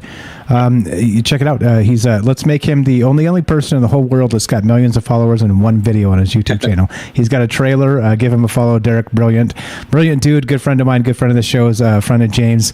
And you're the best, bro. Appreciate you popping in, and you're welcome anytime, okay? Thank you, guys. Yeah, I'll pop in if anything jogs my mind, or if you want to coax me out. I'm just in the aisle. All okay. Right. You got it. Appreciate it, my man. There you go. So from the Night Stalker, Stocker, in the grocery store right now, doing the deal. He says that there's as far as he can tell, there's no crickets in the store just yet. Well, maybe we'll get an update on that a little bit later. But so what are your thoughts? Has anybody out there actually seen crickets or something like this in the grocery store yet? Like I said, we certainly seem to keep getting threatened about it, right? But with articles like this where it's like, this is the next big thing, and I'm like, I'm not so sure. But right, so for us to be talking about it and the conspiracy show and all the rest of this, surely this should be happening somewhere, right? I mean, it should be happening somewhere on the planet. So I mean, clearly there's areas of the world, but I mean, has it crept into your supermarket somewhere in the bizarro world of wherever you live? Love to hear your thoughts. 702-957-1037. Click the Discord link at troubleminds.org, and there you go. I don't know. So James, you're a hard no crickets? Yeah, I'm with Jennifer on that. It's like a pathway to cannibalism right there. Yeah, right? She said. Right, yeah. No. Nope. Yeah. All right, let's go to The Guardian. This is an older article, but this is super funny because, it says, this is the headline. The opinion, it's a fitness section back in 2018 by Zoe Williams. Do you boast about your fitness? No. Watch it. No? Me neither. No. It says, watch out. You'll unavoidably become right-wing. That's what this shit says. Can you believe this? Okay. Yeah. Let's see. Let's read just a little bit of this. I've been writing a fitness column for a year, and in this time, I've digested very little about what exercise does for your body. I still have to Google what counts as maximum intensity every time I feel moved to talk about it, which is all the time. But I know everything about what it does to your personality, and none of it is pretty. Start doing something new, and you can't stop talking about it. As you read this, I'm probably prattling compulsively about my newfound love of hot yoga. Whoever I'm talking with, I can see they're not interested because it isn't interesting. I often end with, you should come. There's a class this Friday, which is a way to justify having brought it up. And suddenly I've asked a distant acquaintance to spend 90 minutes with me in the intimate environs of a sweatbox. And anyway, blah, blah, blah. There you go. In any case, yes, I don't know how we're really making the connection here to boasting about your fitness and becoming right wing. This has got to be parody, right? I mean, we talked a little bit earlier about, at least Bill Maher did, about the Babylon Bee and parody and what's the other term? Satire. Satire. Yes, thank you. But this seems to be caricatures of your bizarro selves. You boast about fitness. Look out, you're going to become right wing. Anyway, I got more to get to. Let's keep on trucking. 702-957-1037. Got anything to add to that, James? There's more. No, that has to be, and I feel like that whole idea of these things, it's really funny in a way because there's some of that satire that, like, that stuff right there that, like, I just hope it is really satire because I can't imagine, my gosh. And yeah, I don't know, but I just found it funny because I don't boast about my fitness because I'm not fit, so that takes care of that. But yeah, no, I don't know. That's wild. That's wild. Double no thanks. All right, let's go to the New York Post, one of the other most trusted sources in news. The headline is this: Eric Adams blasts New Yorkers for creating dangerous environment by filming cops. Oh, Right. That seems fine. Mayor Eric Adams slammed civilians who film police officers arresting perpetrators at a close distance, warning they're creating a dangerous environment and making the jobs of law enforcement even harder. Quote, "Stop being on top of my police officers while they're carrying out their jobs," Adams sternly warned. Continued, quote, "This is not acceptable and it won't be tolerated.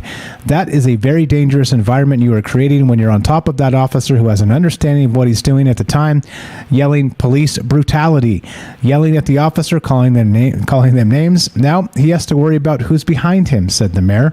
"If an officer is on the ground wrestling with someone that has a gun, they should not have to worry about someone standing over them with a camera while they're wrestling with someone." What the fuck? Adams said Wednesday in College Point, Queens, ahead of a police academy training session for NYPD's revamped anti-gun units. He said although video recordings can be helpful in analyzing a situation, they've been far too many incidents where incidents filming at close quarters endanger themselves and the arrest taking place. It's dangerous, so it's dangerous to film cops now, right? Again, you can do it from afar, but you can't get too close because, well, there are consequences, James. I don't know. What do you think about that? Does that sound like an upside-down, bizarro world to you? In a way, but also another way, that just... it seems to me almost like people that have to see what happened after a crash. And I've never understood that whole, something bad is happening, let's go watch. And and film. Yeah. So there's that aspect of it. But also, if they're not right there, then how are they... I don't know. How are they getting in the way? I mean, yelling at them, okay, that's not good. Obviously, not kind, especially if they are just doing their job. But I mean, obviously, I don't know. It's simplifying a situation in which every situation is going to be different, and that's not good either. Yeah, well, it just seems silly that this is the type of stuff that we have to worry about, right? Like, I mean, cops should be recorded. I mean, for sure. Yeah. Right? They should be, because they do a lot of horrific stuff, right? And again, I'm not going to try and turn this into a cops versus not cops, or cops haters or cops lovers or the rest of that stuff. Like you said, every situation is different and every individual is different, and sort of acting like a cop bigot to me is the same as being a bigot for any other thing. I'm sorry, it just is. That's the way I see the world. Is that if you're gonna like crap on anybody for being either politically different, or let's say ideologically different, or again having a different job than you, or any of the rest of this, right? At least go after the individuals who have messed up and say, yep, they messed up, right? Don't make sweeping accusations about like an entire group of people when there's let's say not enough evidence to suggest it backs up your take. All right, we can say that, and I think that's fair. So anyway, what are your thoughts? 702-957-1037, talking about all kinds of stuff tonight, including, Ask Me Anything with James Salsido and myself, and World Upside Down News, because why not? Let's go to Robert in Pennsylvania. Welcome to Troubled Minds, my friend. You're on with Mike and James. Go right ahead. Howdy. Good evening. How's your Saturday night going? Oh, fantastic, man. How about you? I'm feeling good, looking good. Can't complain. Get enough sleep? Oh yeah. I'm feeling good today. I got no complaints, man. It's been after that first couple days of the week when I was exhausted. I had a nice day where I woke up super early and I was like, why am I awake? But usually I can't go back to sleep. But I went back to sleep and slept for like another 5 hours, and since then I feel great. I got no complaints, my man. Well, I'm calling in about the bugs.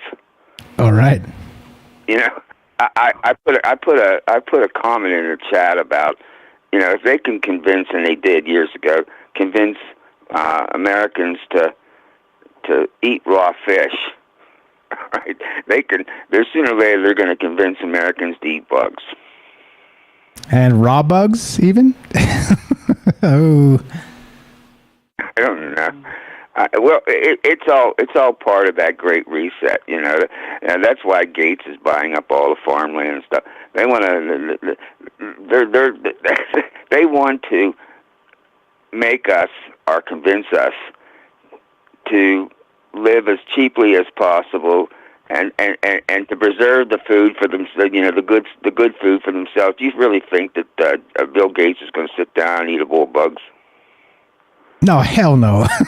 Or else he'd be doing it right now, wouldn't they?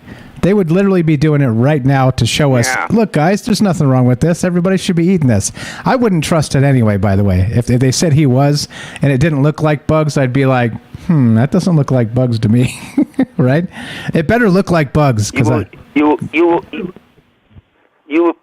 eat bugs and be happy. Yes, indeed. Yeah, I think that is. That's hey, it's a global warming, my friend. It's climate change. So shut up and eat the bugs. It just shows the contempt they got for average people.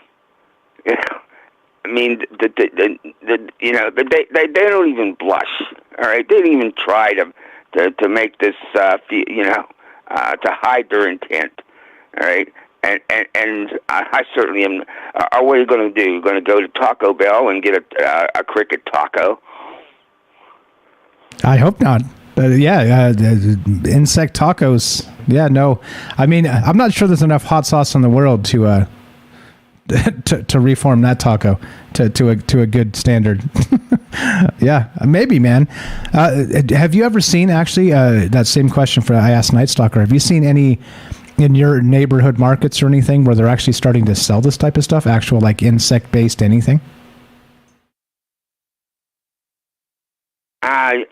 You'd have to ask the wife. She does the grocery shopping. I haven't been in a grocery store in years. Okay, all right, fair enough. So I wouldn't know. I'd like to talk about another subject too, since we're down with that. Sure, go right ahead. Different topics. I watched the last 20 minutes of the White House press corps thingy gala they had tonight, and I just got nauseous listening to Trevor Noah. All right, he is no. I don't even know why they let him take over that good show, Comedy Central.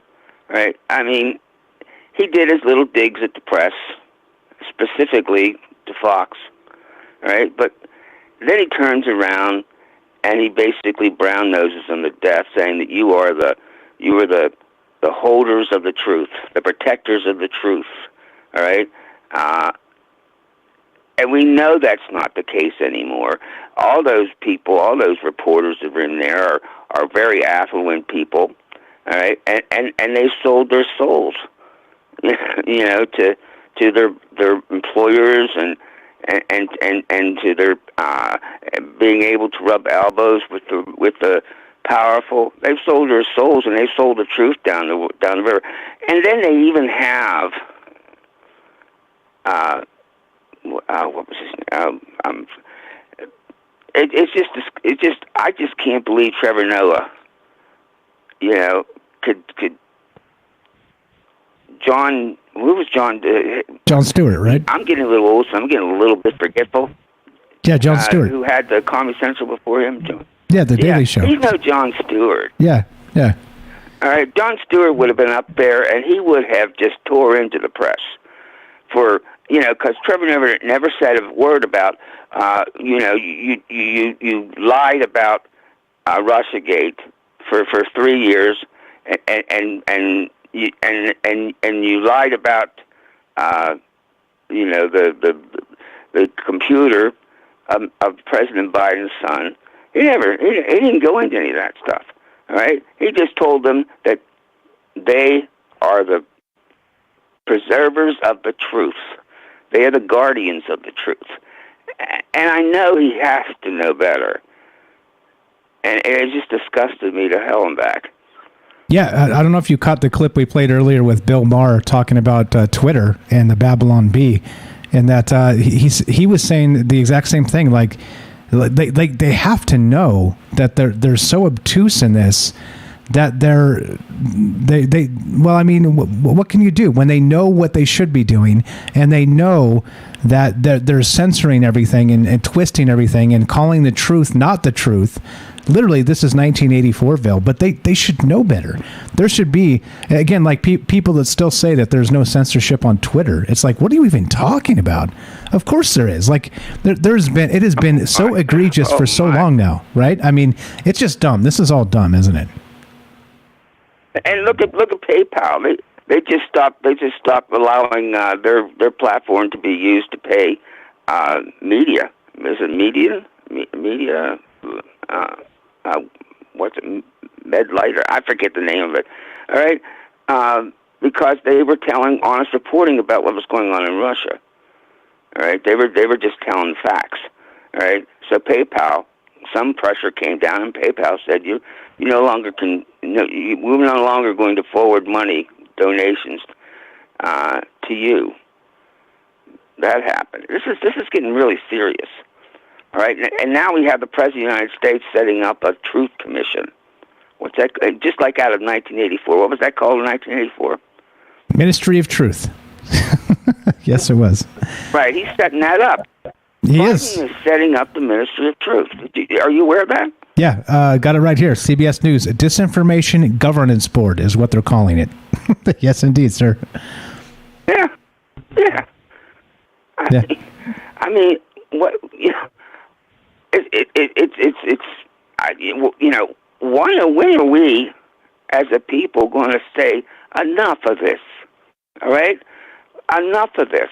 I mean, they put us through hell with this boop pandemic. They put us through hell. They lied to us about a lot of that. All right, they never say, "Oh, we were wrong. We were just going by the information we had. We should have been better, dug deeper in and to determine the facts." They don't do that. They just move on, and they tell the next lie and the next lie and the next lie. Yeah. I don't even. I don't believe anything anymore. I'm sure there's something going on over there in Ukraine. I'm sure there's just probably something that Putin's doing that's a war crime, and I'm sure there's something that's going on with the president of Ukraine that's a war crime. But I don't believe any of that stuff. I automatically fast forward through the news when they're doing it because I know what they did when it came to Iraq. The foul lie. What they did to Libya. That used to be one of the, like an oasis in the Middle East, and they bombed that place to hell over a pack of lies, and we're still following for this stuff, this propaganda, and not me. I don't believe any of it anymore. Nor should you. Anything they put on. Yeah. I automatically say, how do I know that the footage that they're showing is authentic? You can't because again, and that's the problem. You want the truth. You want to believe what you're being told, and when you can't, what are you supposed to do? Because it really is upsetting.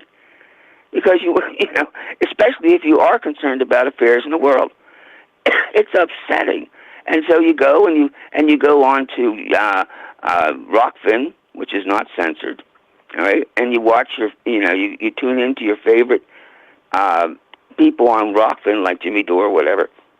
All right, to try to see what the other side is, and then and YouTube is gradually, not even gradually, almost accelerating, getting rid of all the dissident voices, all the voices that probably are the ones that are telling the truth, are getting rid of them. All right, I don't even know why you're still on there. You're not getting any bucks from them. You should probably pull out entirely from them. You're just, people do watch you on YouTube. All right, that advantages YouTube, but they're not giving you anything. Nope. Why are you still on there? Just because the discoverability, it's got a larger pool of people. Billions of folks are on YouTube, and there aren't billions of folks on Rockfin. So at some point, we will pull the plug and move over to Rockfin entirely. I see in the chat. I see in the chat tonight. You got a new viewer who just told you that his premium come up on YouTube, and he decided instead to move here to Rockfin and watch you.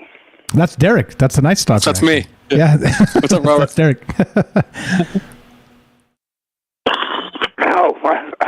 Excuse me, Derek.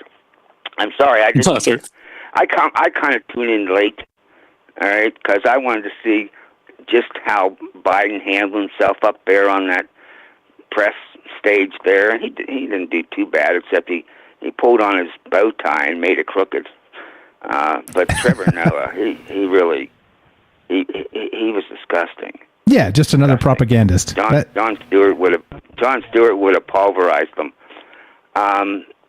And frankly, on one more thing, on the cops thing, all right, the cameras on the cops, it's a good thing.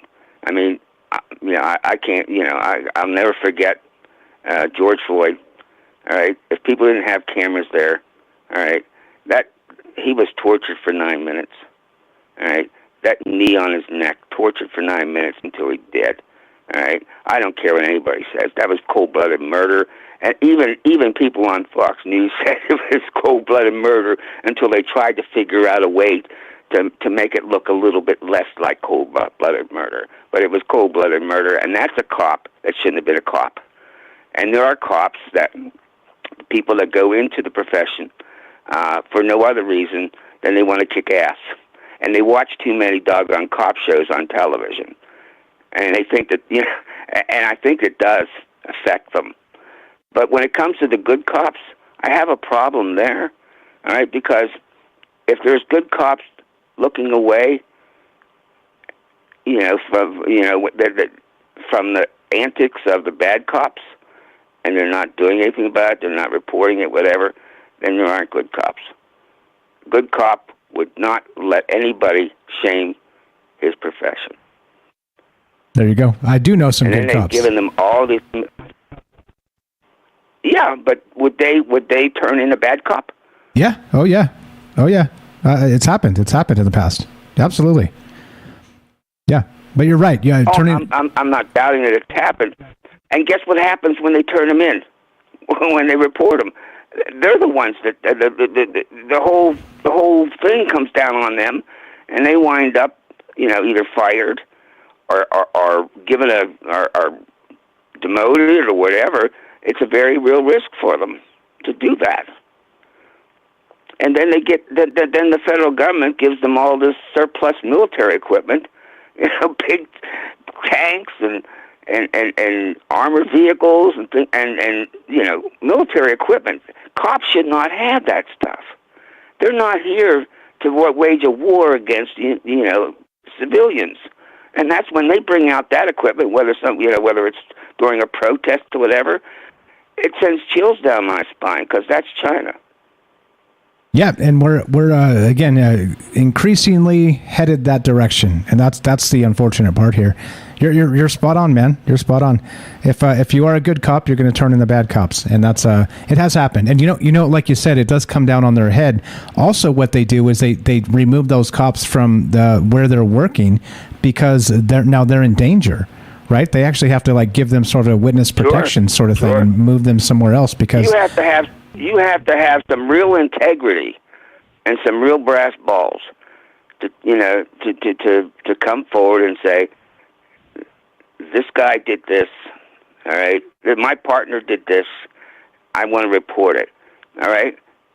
That takes a lot of integrity, all right? And instead of praising that kind of cop, all right, even giving them promotions, all right, they denigrate them.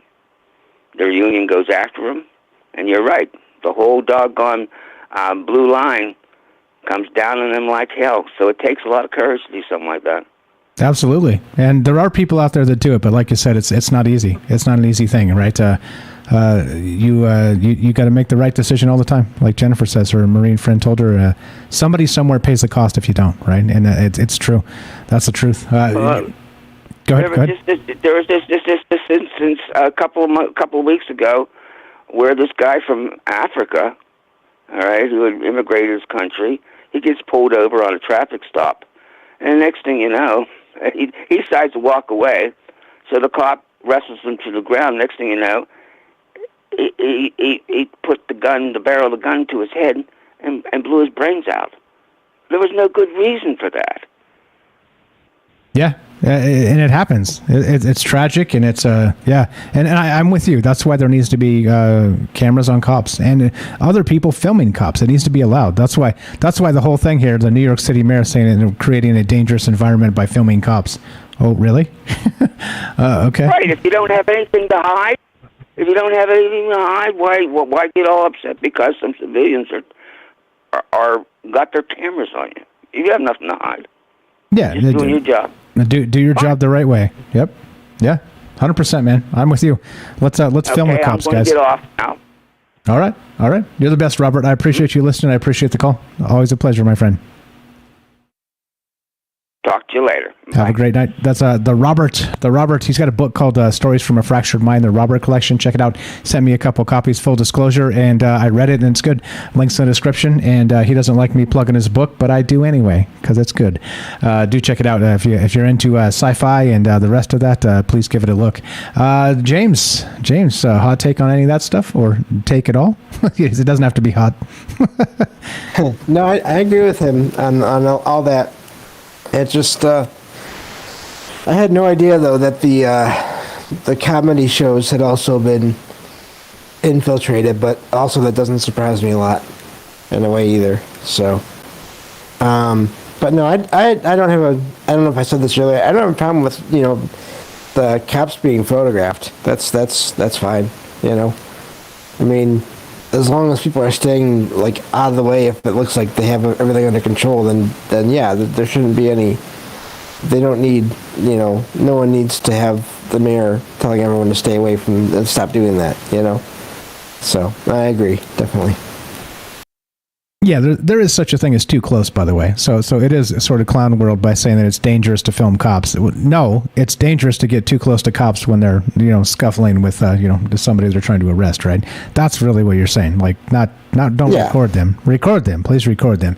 It's an important thing because terrible things happen all the time, and in many cases we've seen it recently. Without people recording, some of these bad cops would have got off, right? They wouldn't have had the book thrown at them like it should have been. So I mean, that's all real. But again, maligning an entire group of people based on something that this, that, the other bad person do. It's just as bigoted as anything else. It drives me nuts. Anyway, what are your thoughts, guys? 702-957-1037. We can start winding this down a little bit. Not trying to go a full 3 hours here because without commercials, it's a little bit longer content-wise, but a little more stress on me and James because this is a very stressful situation, isn't it, James? That's terrible. I mean, we need help. We need everyone's help. There you go. It's terrible, and we need help. This is terrible. 702. No, it's fun. I've been just joking, just in case anyone didn't know. Yeah. He's just, James is just making jokes. He's got jokes. 702-957-1037. We can start winding this down if you guys got anything to add. Love to hear it. There's some more interesting stuff to talk about, so we'll get to that. And we'll get to, let's see, what else do we got? Yeah, some other stuff. That disinformation governance board, like Robert was talking about. I'm glad he brought it up because I do have it in the news docket here. So we'll talk about that in just a sec after we hear from Joseph in Iowa. Welcome to Troubled Minds, my friend. You're on with Mike and James. Go right ahead. How are you tonight? Yo, hey. What's up? What's on your mind, my man? So I was thinking, the cops, it's kind of weird. They have to have body cameras, right? But there's laws around it. If they don't have it on, they don't get, in trouble at all. Yeah. I don't know about the severity of the situation, if that would make a difference, but I know if it's, a small case, it's just you're just, there's no evidence on that end because the cops' body camera's off, and that's how it was because it was off. Yeah, well, it's the same thing with they're not going to. Well, they should be fired. Exactly. What's that? They should be reprimanded and eventually fired. Yeah, and I think part of it too is like you look at the Jeffrey Epstein stuff, right? They're like, oh, Jeffrey Epstein didn't kill himself, right? Wink, wink. But then they're like, well, let's just go to the cameras and watch him hang himself, right? If that was the case, and well, no, you can't because the cameras were shut off. And this is the type of stuff that happens all the damn time. It's like, oh, we had this critical malfunction when we should have been recording, and that's suspicious, isn't it? That's super suspicious.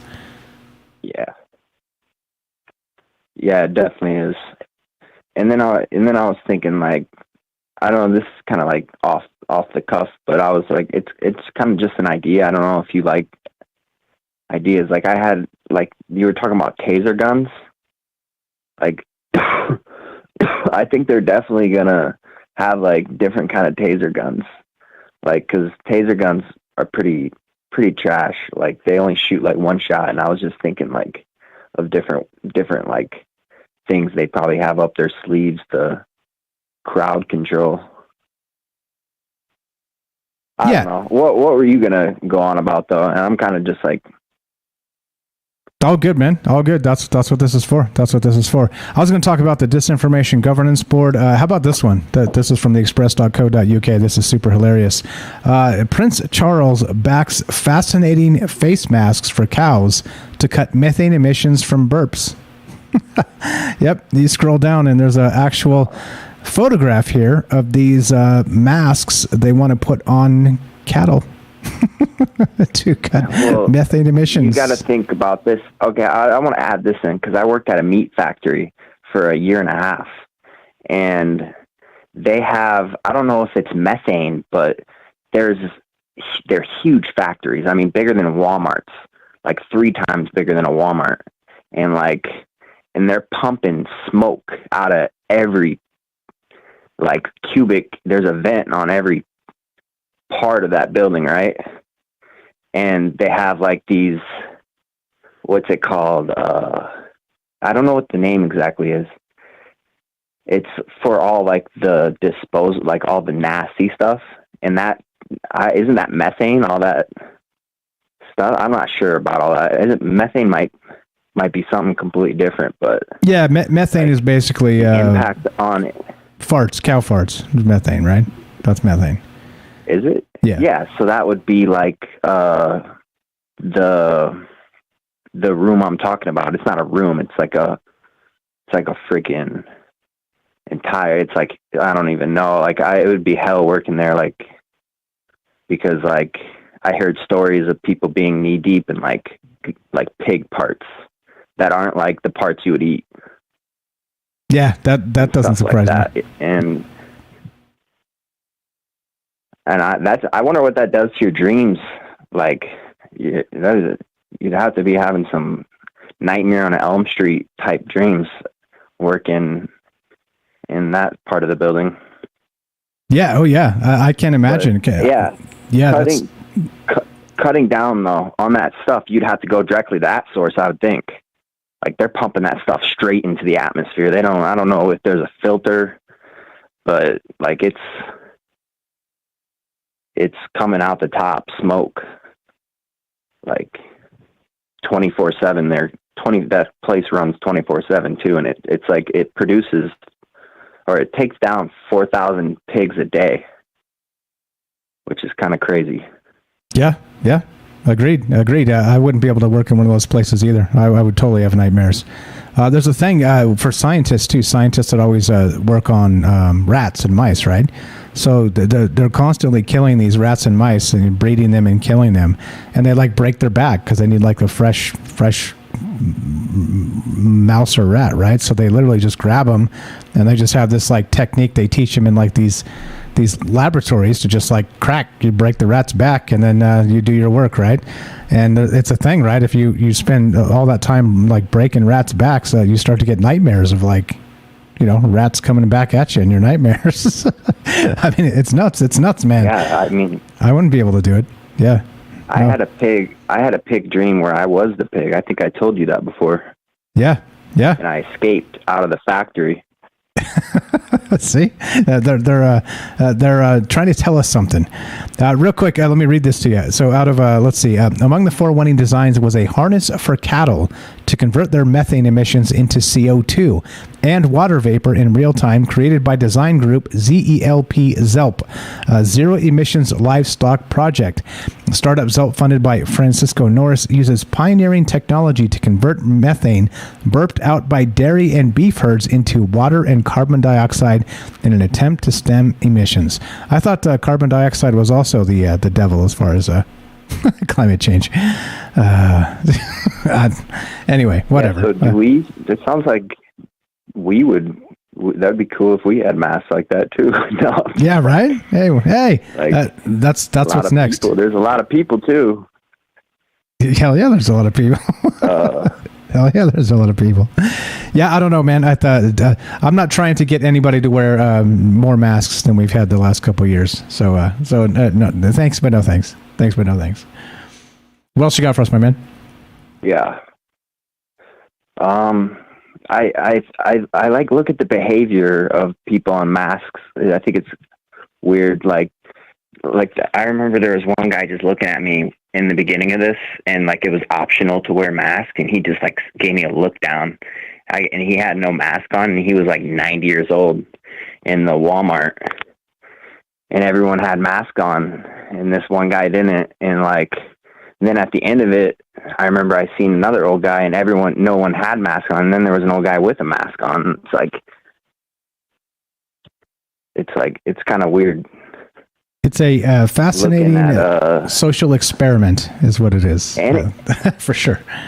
And it makes you like we walked into a Hobby Lobby one time, and like we didn't have our mask on because like we weren't going to stores very often, and like everyone's like wearing masks, and we realized it, and like we had like a physical like feeling of like having to get that mask, you know, like because it's like a new rule.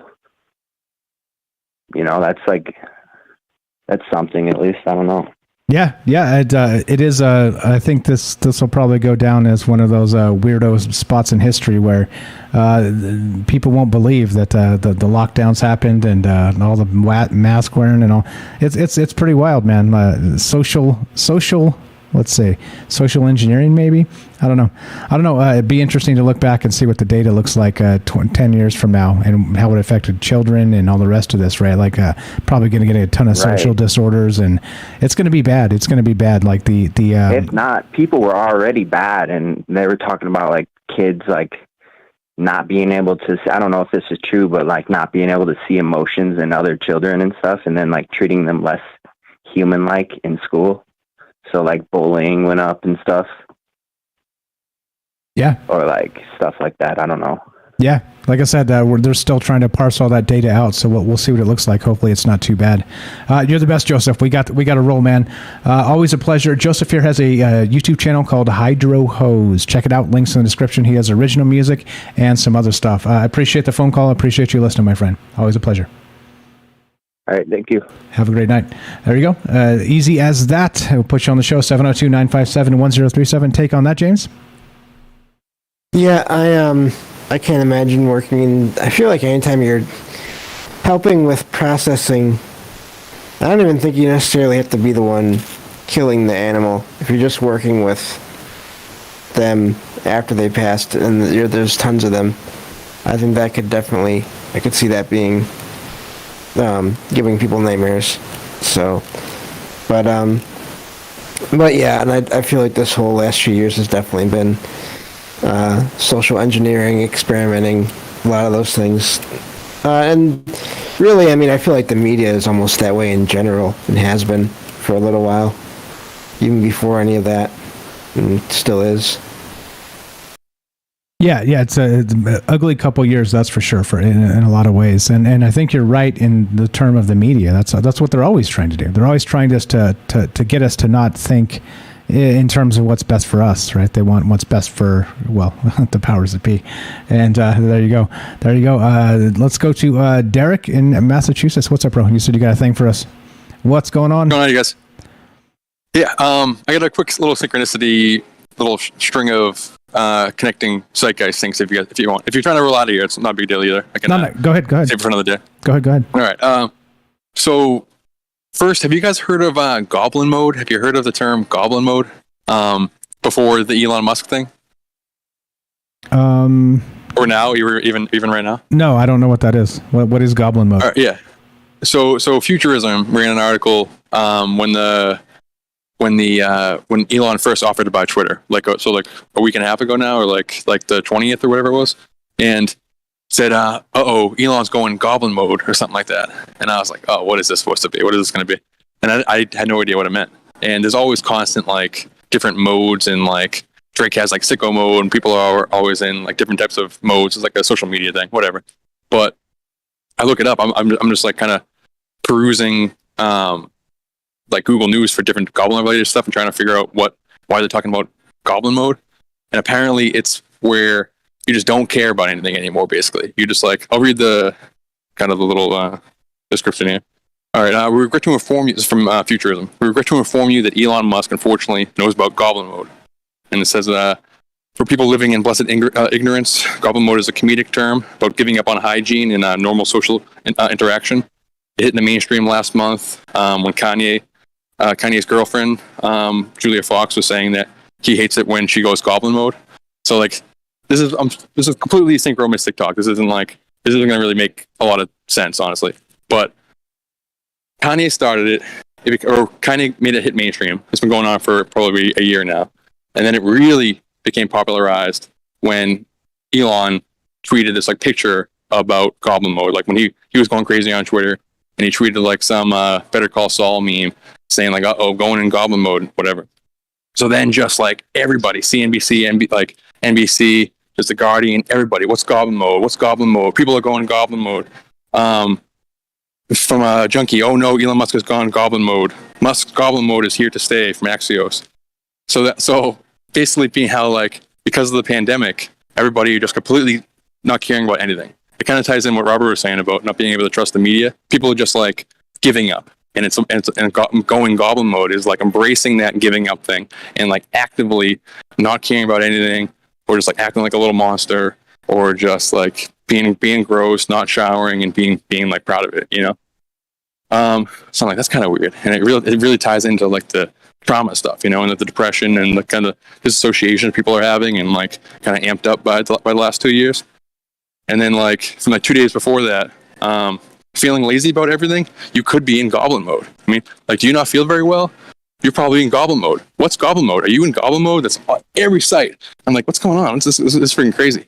And then separately, there's a new TikTok aesthetic quote, which is like, remember like a year and a half ago, there was the like trend of people trying to like dress up as like Bigfoot hunters or something like that. It was, I forget what it was called, like cryptid core, something like that. And now it's going to goblin core, and there's like all kinds of articles about what's goblin core. How come the newest social media trend to take over the internet, goblin core, where people are like dressing up as goblins and like foraging around in the forest and like dressing as elves and wearing pointy elves, and it's like goblin cosplay, and also trying to like live like a hobbit type of deal. I'm like, what the hell is happening? And then that week, there was a paranormal story about from Argentina about a mother who, like, her son was abducted, and she claims it was a goblin. She claims like a goblin did it, and it went all around, like a bunch of different articles. So I was gonna drink, and we're just like, really, that's a major synchronicity, and then. That's like the next day. This is like the day after the goblin mode article came out. There was like kind of two separate stories about Ukrainians. Like, how come Ukrainians are calling Russian invaders orcs? And it's like, what the hell? It was crazy. And it's like, and I have like a bunch of. I'm looking at my notes right now. I have a bunch of different articles, mainstream articles. Why? Like, because just I guess some journalist or somebody like in Ukraine said that like the way they're invading, the way they're like leaving in hordes is very much like orcs. And then all of a sudden, a bunch of articles are Russians orcs. And then the day after that, like kind of a response, not like an indirect response, Putin refers to Ukrainians as Gollum. It's like they're all a bunch of Gollum, and it's like the headlines from the Daily Beast is like Putin invokes Lord of the Rings, which is like a mirror headline to the one about the orcs, and it's like referring to everybody as this little goblin creature. And I know orcs aren't exactly goblins, but it's still like this weird monster thing. And it's like, you know what? Actually, by the way, before they were called orcs in Lord of the Rings, if you read the original Hobbit, they did call them goblins first. Just FYI. Yeah. Yeah. Well, I mean, and it's just a bunch of different weird synchronicities. So kind of tied with the whole like trauma type stuff, with also like what are they trying to kind of condition? What kind of ideas are they turning us into these weird little monsters? Are they trying to get people to just like disassociate with their body, just completely ignore their outward appearance, completely ignore the way they conduct themselves in social interactions, and like actively try to be slobby and I don't know. And then tied with these weird Ukrainian, like two different separate like goblin-esque stories with like an actual. There's a ton of like Coast to Coast talking about it. There's a ton of different like articles for the goblin kidnapping in Argentina too. Same week, and I'm like, what is going on? And then the goblin core thing where people are actually trying to dress up like these goblin things, and it's like, and I don't know, it's weird. So synchronicity, like, what is this leading to? What's the idea behind it? And it's the goblins are kind of thought about two major ways in kind of history. One is being like they're lumped in with Fae, and they're treated like kind of a more ethereal trickster, like sometimes physical, sometimes spiritual trickster thing. This like demonic entity type thing. They're lumped in with the Fae. And is that like, that's a weird thing, trying to get everybody to kind of like embrace their basically demon mode, or basically like, I don't know, weird creature mode. And then separately, goblins are also called little green men. And the Kentucky Hellier goblins was basically what started the whole idea of calling them little green men. And then to tie it back with Putin, his like invasion tactics or whatever in Ukraine in 2014, and then like there's a bunch of articles about why isn't he using it right now. It's called like little green men, and I'm just like, what's going on? So there's a bunch of just, I don't know what any of that means. That's just like an example of this a bunch of weird zeitgeist synchronicities and trying to decipher it. But just that's kind of one of many things I'm keeping an eye on. So if you guys happen to see any goblin stories pop up, feel free to toss them in the Discord, please. I would much appreciate it. And what do you guys think about goblin mode? James and Mike. That's pretty nuts. So looking at the definition here of goblin mode from Know Your Meme, goblin mode is a slang term used to describe a person or animal acting feral or the cowgirl sex position. So at least we got two definitions of this. In February 2022, the virality of the phrase culminated in a photoshopped headline that showed Julia Fox saying her breakup from Kanye West was because West didn't like it when she went goblin mode. This confused people who both thought the headline was real and didn't understand the term itself. Well, there you go. I think you may be onto something, my friend. Per usual, Derek. Does it shock you, James? That maybe Derek's onto something? I think it seems like the people that are you know, at the powers that be, they want us all thinking of ourselves as not human goblins. Exactly. Yeah, it seems like it. Like disassociation to not only, I mean, like the Musk part. Like if you just search like Google News goblin mode, or just even the word goblin, you'll get like a bunch of stuff being like, Musk, it's here to stay. Musk is chaos. He's going goblin mode. What is goblin mode? Are you feeling down? Are you feeling lazy? You're probably in goblin mode. Like, are you feeling any of these symptoms that everybody in the whole world is feeling because of this crazy 2 years we just had? Well, that means you're in goblin mode, which like, and it's like, okay, so part of that aesthetic is just the complete, like, giving up on the entire world. It's kind of ties what Rob was saying, but giving up on what the mainstream news is saying. And but it was like taking it to an extreme of being like, I'm giving up on my body. I don't care. I'm gonna wear pajama pants going to Walmart and like stains all over my shirt. It doesn't matter. So that's like disassociation. That's another way. The same way you disassociate from trauma. The same way you disassociate when you go into the metaverse and you forget about your body that way. This is like, yeah, screw my body, you know. And then the fact that like what you're embracing when you disassociate is a little demon monster thing, depending on your paradigm, is a creepy idea. Coupled with like just the goblin kidnapping story, like it tied the paranormal world together. It tied the Elon Musk thing right before the Twitter thing. So in the synchro world, it's like tying multiple narratives together. So tied the Ukraine conflict, Musk, like it introduced Musk buying Twitter. This is like the week before he bought Twitter, and it was like him talking about buying Twitter was Goblin mode before it actually happened, and then an actual paranormal story, and then multiple two different, like a TikTok aesthetic trend, and then like the trauma based depression trend, and it's like that's a lot of stuff in the mix. So yeah, I figured. I mean, that doesn't really come up much on a regular show, so I figured I'd toss that out there for everybody. Nice. Very well done. I appreciate it. And oddly enough, do a search, guys. Just go do some casual searches with just Goblin. Throw it in there and click the news tab. This shit is nuts. It's out there like crazy. I'm like, what in the world? How did this happen? How the hell did this happen? And like one, I can't even read it, but one of the headlines that keeps popping up is like, Goblin expert says, or mythological expert says, we should stop being in Goblin mode and should go to vampire mode instead. And like, why that's better? And it's like all kinds of crazy articles. It's just like one of those multiple aggregated stories, and it's whenever like that's what synchro mysticism is kind of. It's just kind of tracking these ideas, seeing how they all pop up. Like I think I've said it before, but the example that kind of first like shifted how I kind of searched for them is when Chris Knowles said, which he pointed to the Oumuamua, like all the stories about Oumuamua coming out of Vega, like the first interstellar object, happened roughly around the same time as the Vegas shooting, which happened roughly around the same time that the Las Vegas Knights, or the Templar Knights, made it to the Stanley Cup Finals the first year in existence. It was their inaugural year. So that's like space, the major zeitgeist as a whole, pro sports, kind of just many different narratives, many different demographics, many different like ideas kind of coalescing into one. What's really happening?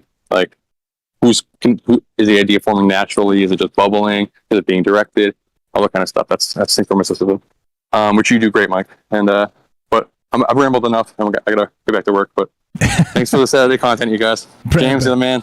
Appreciate the phone call. Derek, the Night Stalker, forgive his YouTube channel follow. Thanks, Derek. Always a pleasure, bro. Have a fantastic one. I never heard of Goblin mode. Now I heard of Goblin mode. I just learned something, James. How about you? Now, what I'm wondering is, are there any instances in folklore, mythology, or whatever, where goblins eat bugs? Oh, you know what I think? I think actually, wait, was it? No. Okay, I'm thinking. I'm gonna have to think about this one for a little bit because I am a super nerd. So maybe. Tim adds known to turn people into goblin mode. Sorry, go ahead, James. I was just thinking because again, that ties all that together. You know, they want us to not think of ourselves as people and just eat whatever's cheapest. And there you go. There you go. And speaking of Goblin mode, we got from the New York Post. One more before we'll go to Jay here. Jay in New York. I see you, buddy. Vegan who drinks his urine daily swears it's secret to eternal youth. I'll just leave that there. And like I said, if he's not floating and glowing, I'm not interested. I'm not interested. Jay in New York, welcome to Troubled Minds. You're on with Mike and James. How are you, my man? Go right ahead. Wow, that was a rough one to bring me on. Guy drinking his own pee. And it's the fountain of youth. You don't have to address that at all. I had a girl one time when I first started drinking Guinness. I was drinking Miller Lights at the time because they were cheap and stuff like that. And she drank Guinness. And she said, I could drink Guinness all day long and pee out Miller Lite. And I just looked at her with ouch. Yep. What? See? What did you just say to me? Hey, as challenging as that article was, look, you just slam dunked it. I just alley-ooped it, and you just rattled the rim, man. Boom. What's up, You Jay? threw it up there, Mike. I had no choice. Yeah, right? Hey, sometimes when the ball's up there, you just got to rattle the rim. Just dunk that sucker. So what are your thoughts? What are your thoughts on all the rest of this? Welcome to Troubled Minds Saturday. I'm here. James is here. You're here. What's on your mind, my friend? For one, thank you very much for giving us the Saturday because I've been working all week long and missing it. But I don't know. I started off with Austin there and the bombings of the bombings. Oh crap! I said something I shouldn't have. The plane crashes and fires and stuff like that at the places where we get what we eat. I'll leave that at that. That there's a lot of that. Plants going down, trees fell down, took out the transformers in the thing. Places just got running a couple of days ago, threw out tons and tons. Canned meat at the grocery stores, bring it back for a full refund or exchange. You know, that's real stuff that's all over your feeds just to make sure everybody hears about it right now. Don't eat that stuff, it's bad for you. You know, what's wrong if you cook it at, 350 degrees for a couple hours and turn it into a meatloaf? It's better than bugs, probably. Anything that's living in there will probably die. And then apocalypse with the wormholes. Jesus Christ, apocalypse. With documentation, too, it's wait a minute. It's an excellent source to come and let your mind rattle. It really is. I don't know, Mike. You got to help me, steer me in a direction. I got you, buddy. What's on your mind with all the rest of this? We get all kinds of stuff to talk about, or you can talk about whatever you want, my man. That's what this is for. We're free-form riffing here. The one thing that I noticed that really got everybody freaked out, because I'm on a project now where we use quite a bit of diesel fuel on a daily basis, and it went up $1. And it's like, I thought there was supposed to be like tax relief and stuff like that. They're not paying. The county eliminated the sales tax on gas to try to help out with what was going on, and then it went up $1. So nobody lost any money. It just, except for the people that are buying. That was one of the big things that I noticed the last couple of days of just strange, kooky whatnots. You get people with all these diggers out, spring is coming and everything like that. All the construction projects are starting and stuff. You got to have the trucks to bring you the stuff. You got to have the people to bring you the stuff. And the price of the fuel that they need to bring you that stuff or use the stuff that they're bringing you just went up $1 a day, $1 a gallon. That's quite a bit a day. Yeah, that's another thing that's happening too. Inflation. What's up? Shout out to 40s out there wanting me to do a show on inflation, but I'm just not sure we could do a Troubled Mind show about that particular topic that doesn't turn into a snooze fest. It is what it is. I hate to say that, but it's unfortunate where we find ourselves here at the sort of the precipice of if we can't get this figured out from the economy, right?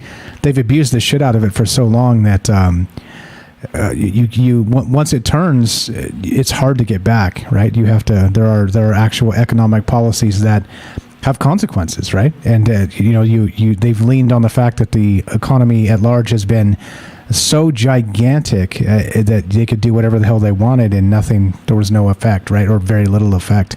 But eventually, right, that comes home to roost. And here we are. It's like I'm noticing grocery store prices, and like you said, the diesel or the gas is nuts. It's nuts, man.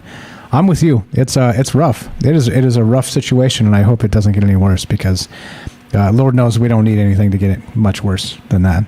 Yeah. Maybe that's why they're bringing up the bug thing. You're going to be eating earthworms and crickets. Yeah, and go so you can pay for gas. Right. Go goblin mode on the crickets and the gasoline. That was one of the things that I was thinking about the whole time that Derek was talking. Is if you think about something like one of the huge cities in California, or even out there in Las Vegas that uses a ton of water, if you could get a third of the people to go goblin mode, even if it was for a couple of weeks, think of the water they would save by not showering. Yeah.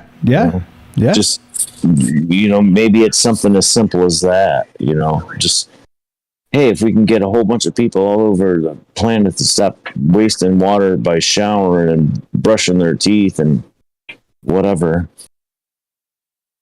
It should be fine, doing right? In a toilet. Yeah, well, I mean, Lake Mead might come up above that one port that's a couple feet below water now. Yep. Yeah. I don't know. I think that in particular is it's a weird one with the water coming from the Rockies. And have you guys never been to the Hoover Dam? I know it well. I've been there. I know Lake Mead's kind of in the backyard here, not necessarily directly exactly, but it's close enough for me to make a quick drive and get out there and take a look at it.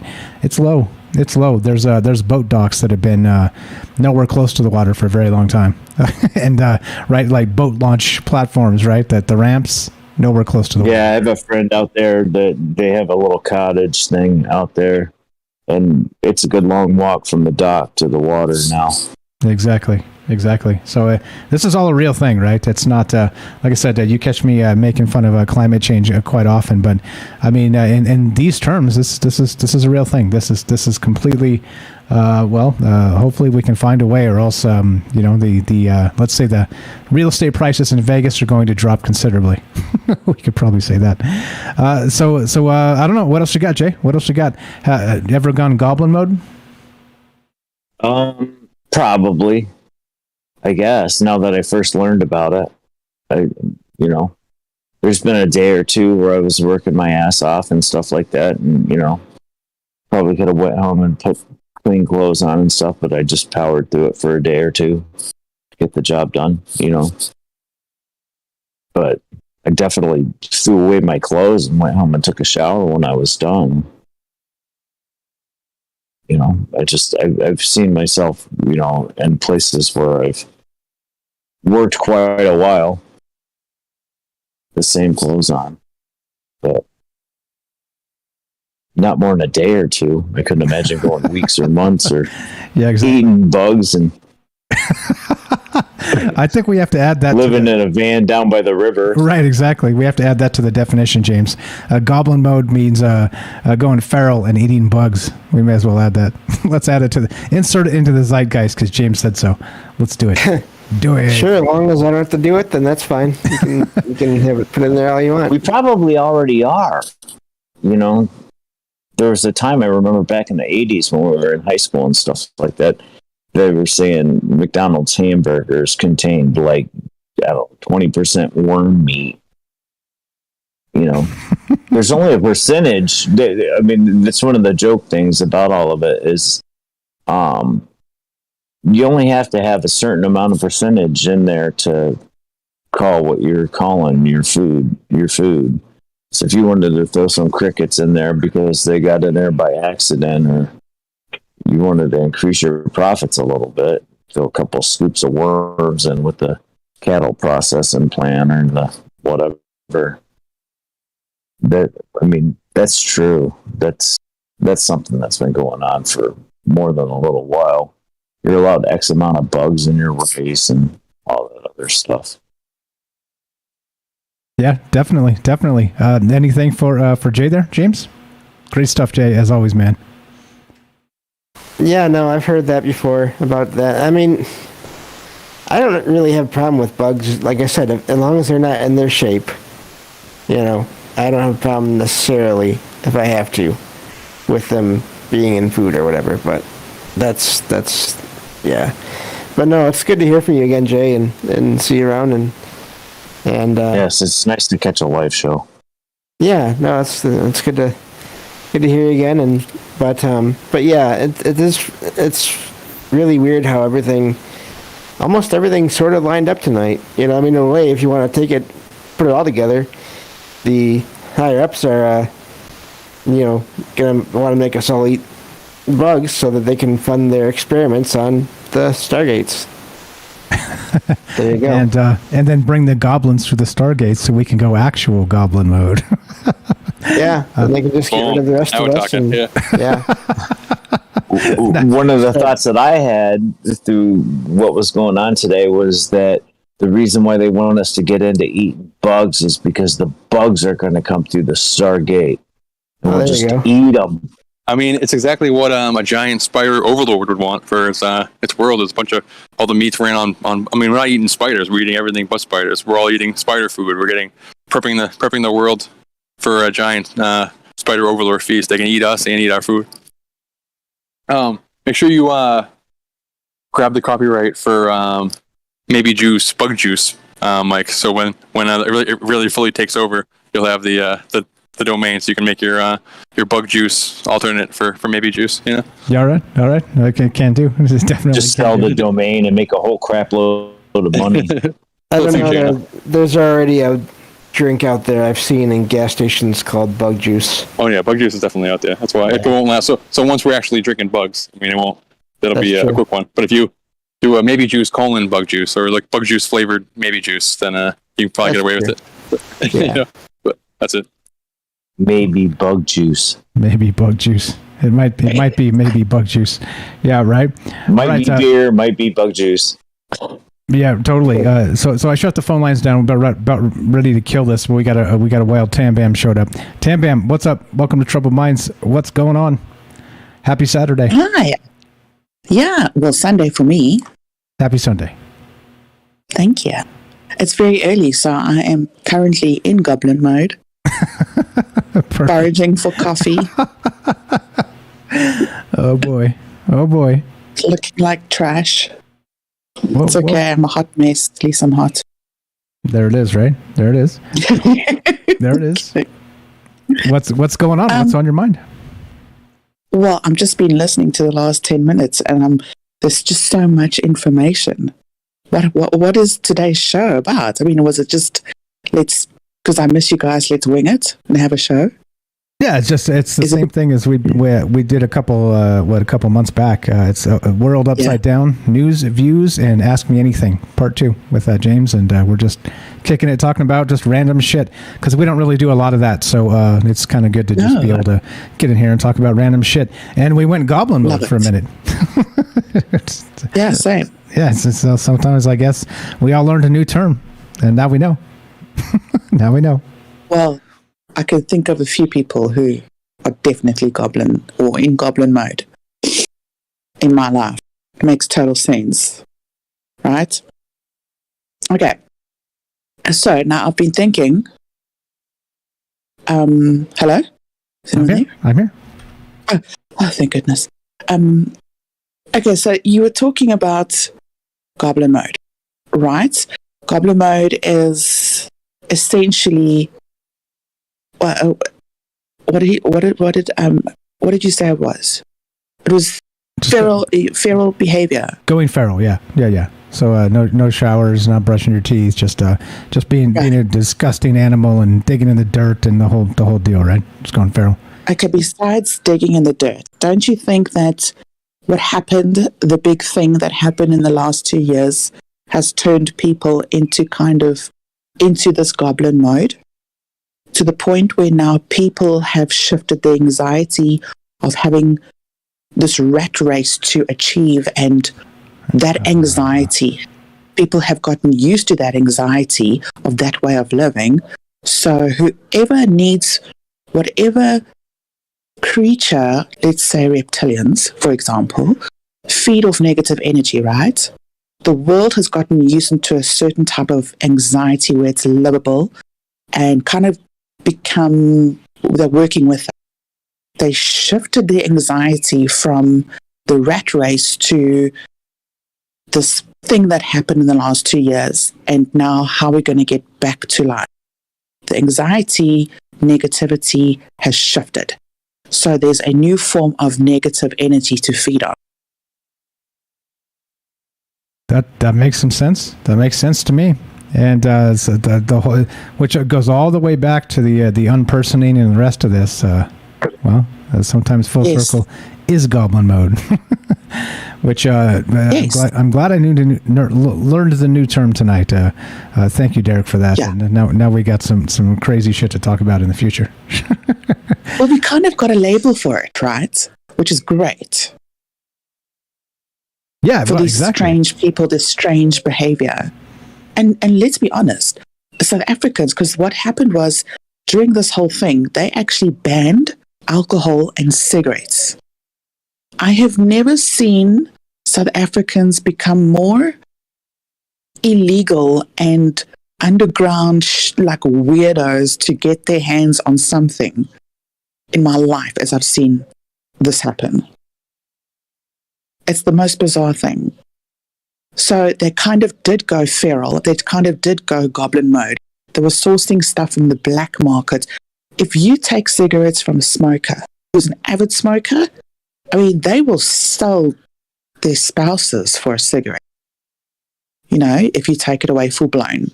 And that's what happened here. So it was just the most bizarre experience to see.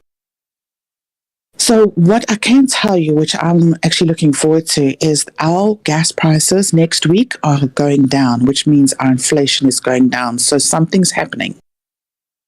Something is happening around the world, and it was really going to happen. You can't have massive inflation and then it not coming down a little. So there will be relief. And I think I've said this before. It's always just like this time of the beginning of the year. Then you were talking about, then I was thinking, okay, so now this thing happened for what I've been talking about the last 2 years. And then we've had the thing which they put it in your arm, right? And then you've got the thing that prevents the thing from happening, right? Do you understand where I'm going? I don't know if I'm speaking in code here. I understand. I follow you. Okay, great. I follow you. So what if, so there's a theory going around, and I don't know if we've spoken about it before, but there's a theory going around that there were nanobots in there.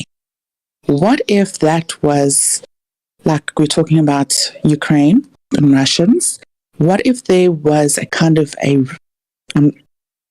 quote, remote control to activate those nanobots to do certain things that you wouldn't normally do, to become this kind of feral creature and mindless, right? Yeah. Hey, that's the stuff of science fiction right there. That's a World War Z and shit like that. Talk about zombies. We talk about zombies all the time. I wonder if we got the. We're going. So we're basically going full Dungeons and Dragons now, right? We got goblins. We got zombies. We got all kinds of whack shit going on. And well, I don't know. Maybe that's part of that unpersoning, right? Again, pedos and Nazis, each side calling each other ridiculous things. As part of that, part of the goblinization of the zeitgeist of people, of the zombification of society. It could be. We're going full on Dungeons and Dragons. I love it, Tam, because why not, right? If we're not doing it, nobody's going to do it. Yeah, great shit. Yeah. Great shit. We got Jennifer behind you. What else you got? Sure. No, I've got a bit, but no, Jennifer, let's go. All right. So apparently we've got a goblin story to bring this full circle. Let's go to Jennifer in Missouri. Jennifer, are you there? Test 1, 2. I am. Can you hear me? Loud and clear. I remember the goblin story, but tell us what happened. I called it in several, I guess last year, probably.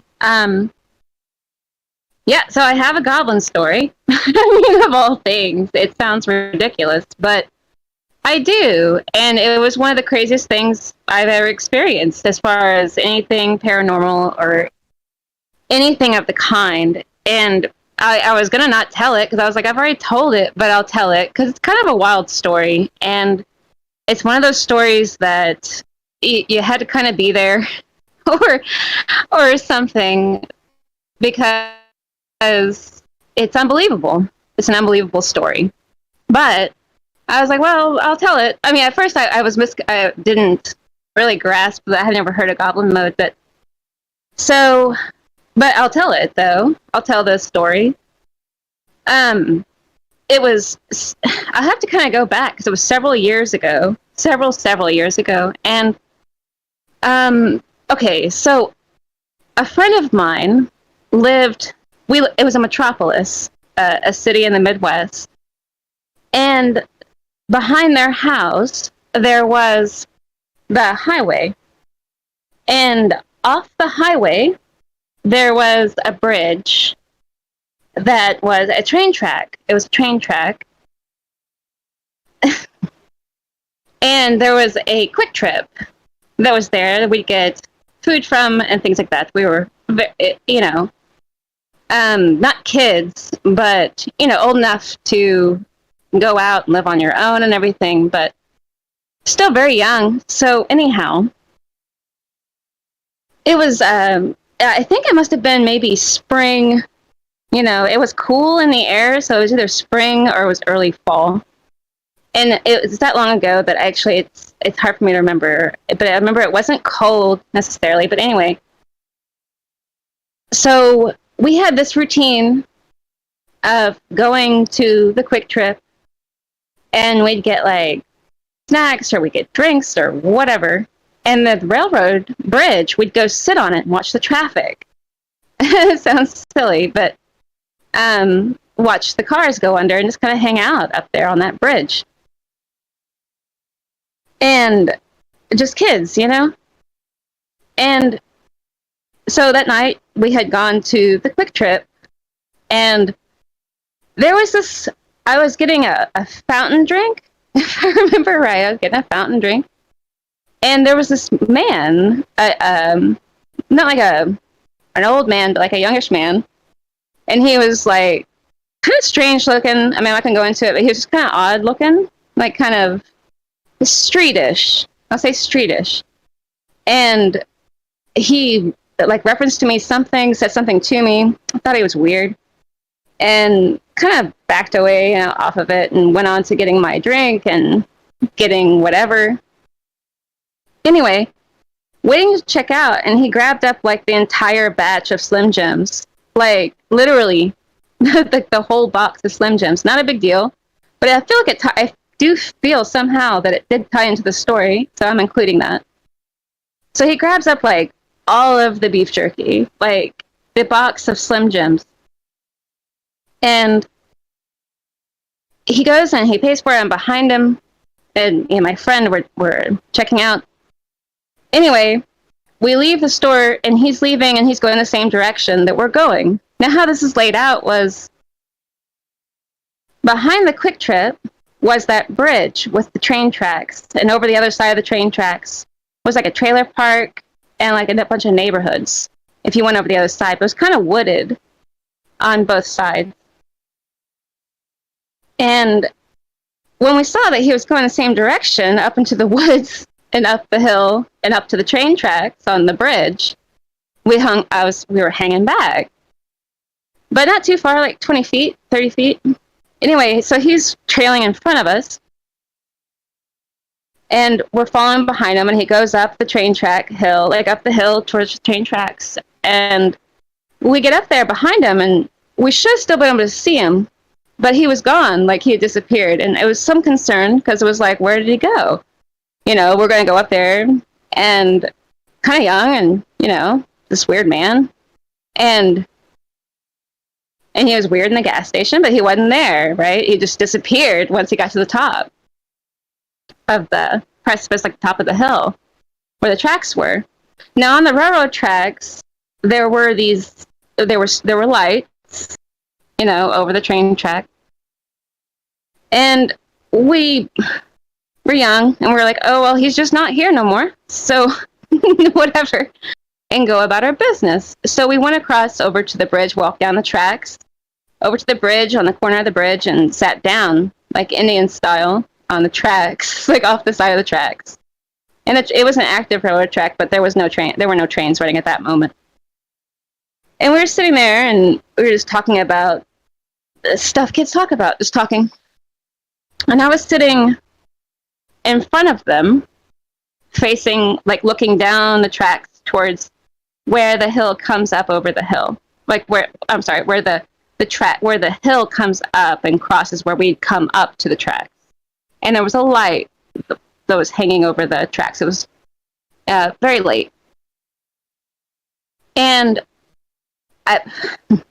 so we're talking, and I was kind of just not really looking behind them, but I noticed movement on the side of the hill as it was coming up. Like, I noticed a bit of movement, that there was something there. And this was not far down, so visually I would say it was probably 75 feet. I'm trying to make a guesstimate that's realistic. It wasn't so far that it was far away. It was close enough to very well see what it was. And so this thing came up from the opposite side of the tracks, as if you were to go up from the gas station up the hill. and go down the other side. Well, it was coming back up from the other side. When I saw it, I was horrified. Like, I was sitting there, but I was like, it was a feeling I can't even explain. It was something like if you were to see like an animal, like a lion or like a bear, something you just didn't expect to see there at all. And what it was it looked human-ish.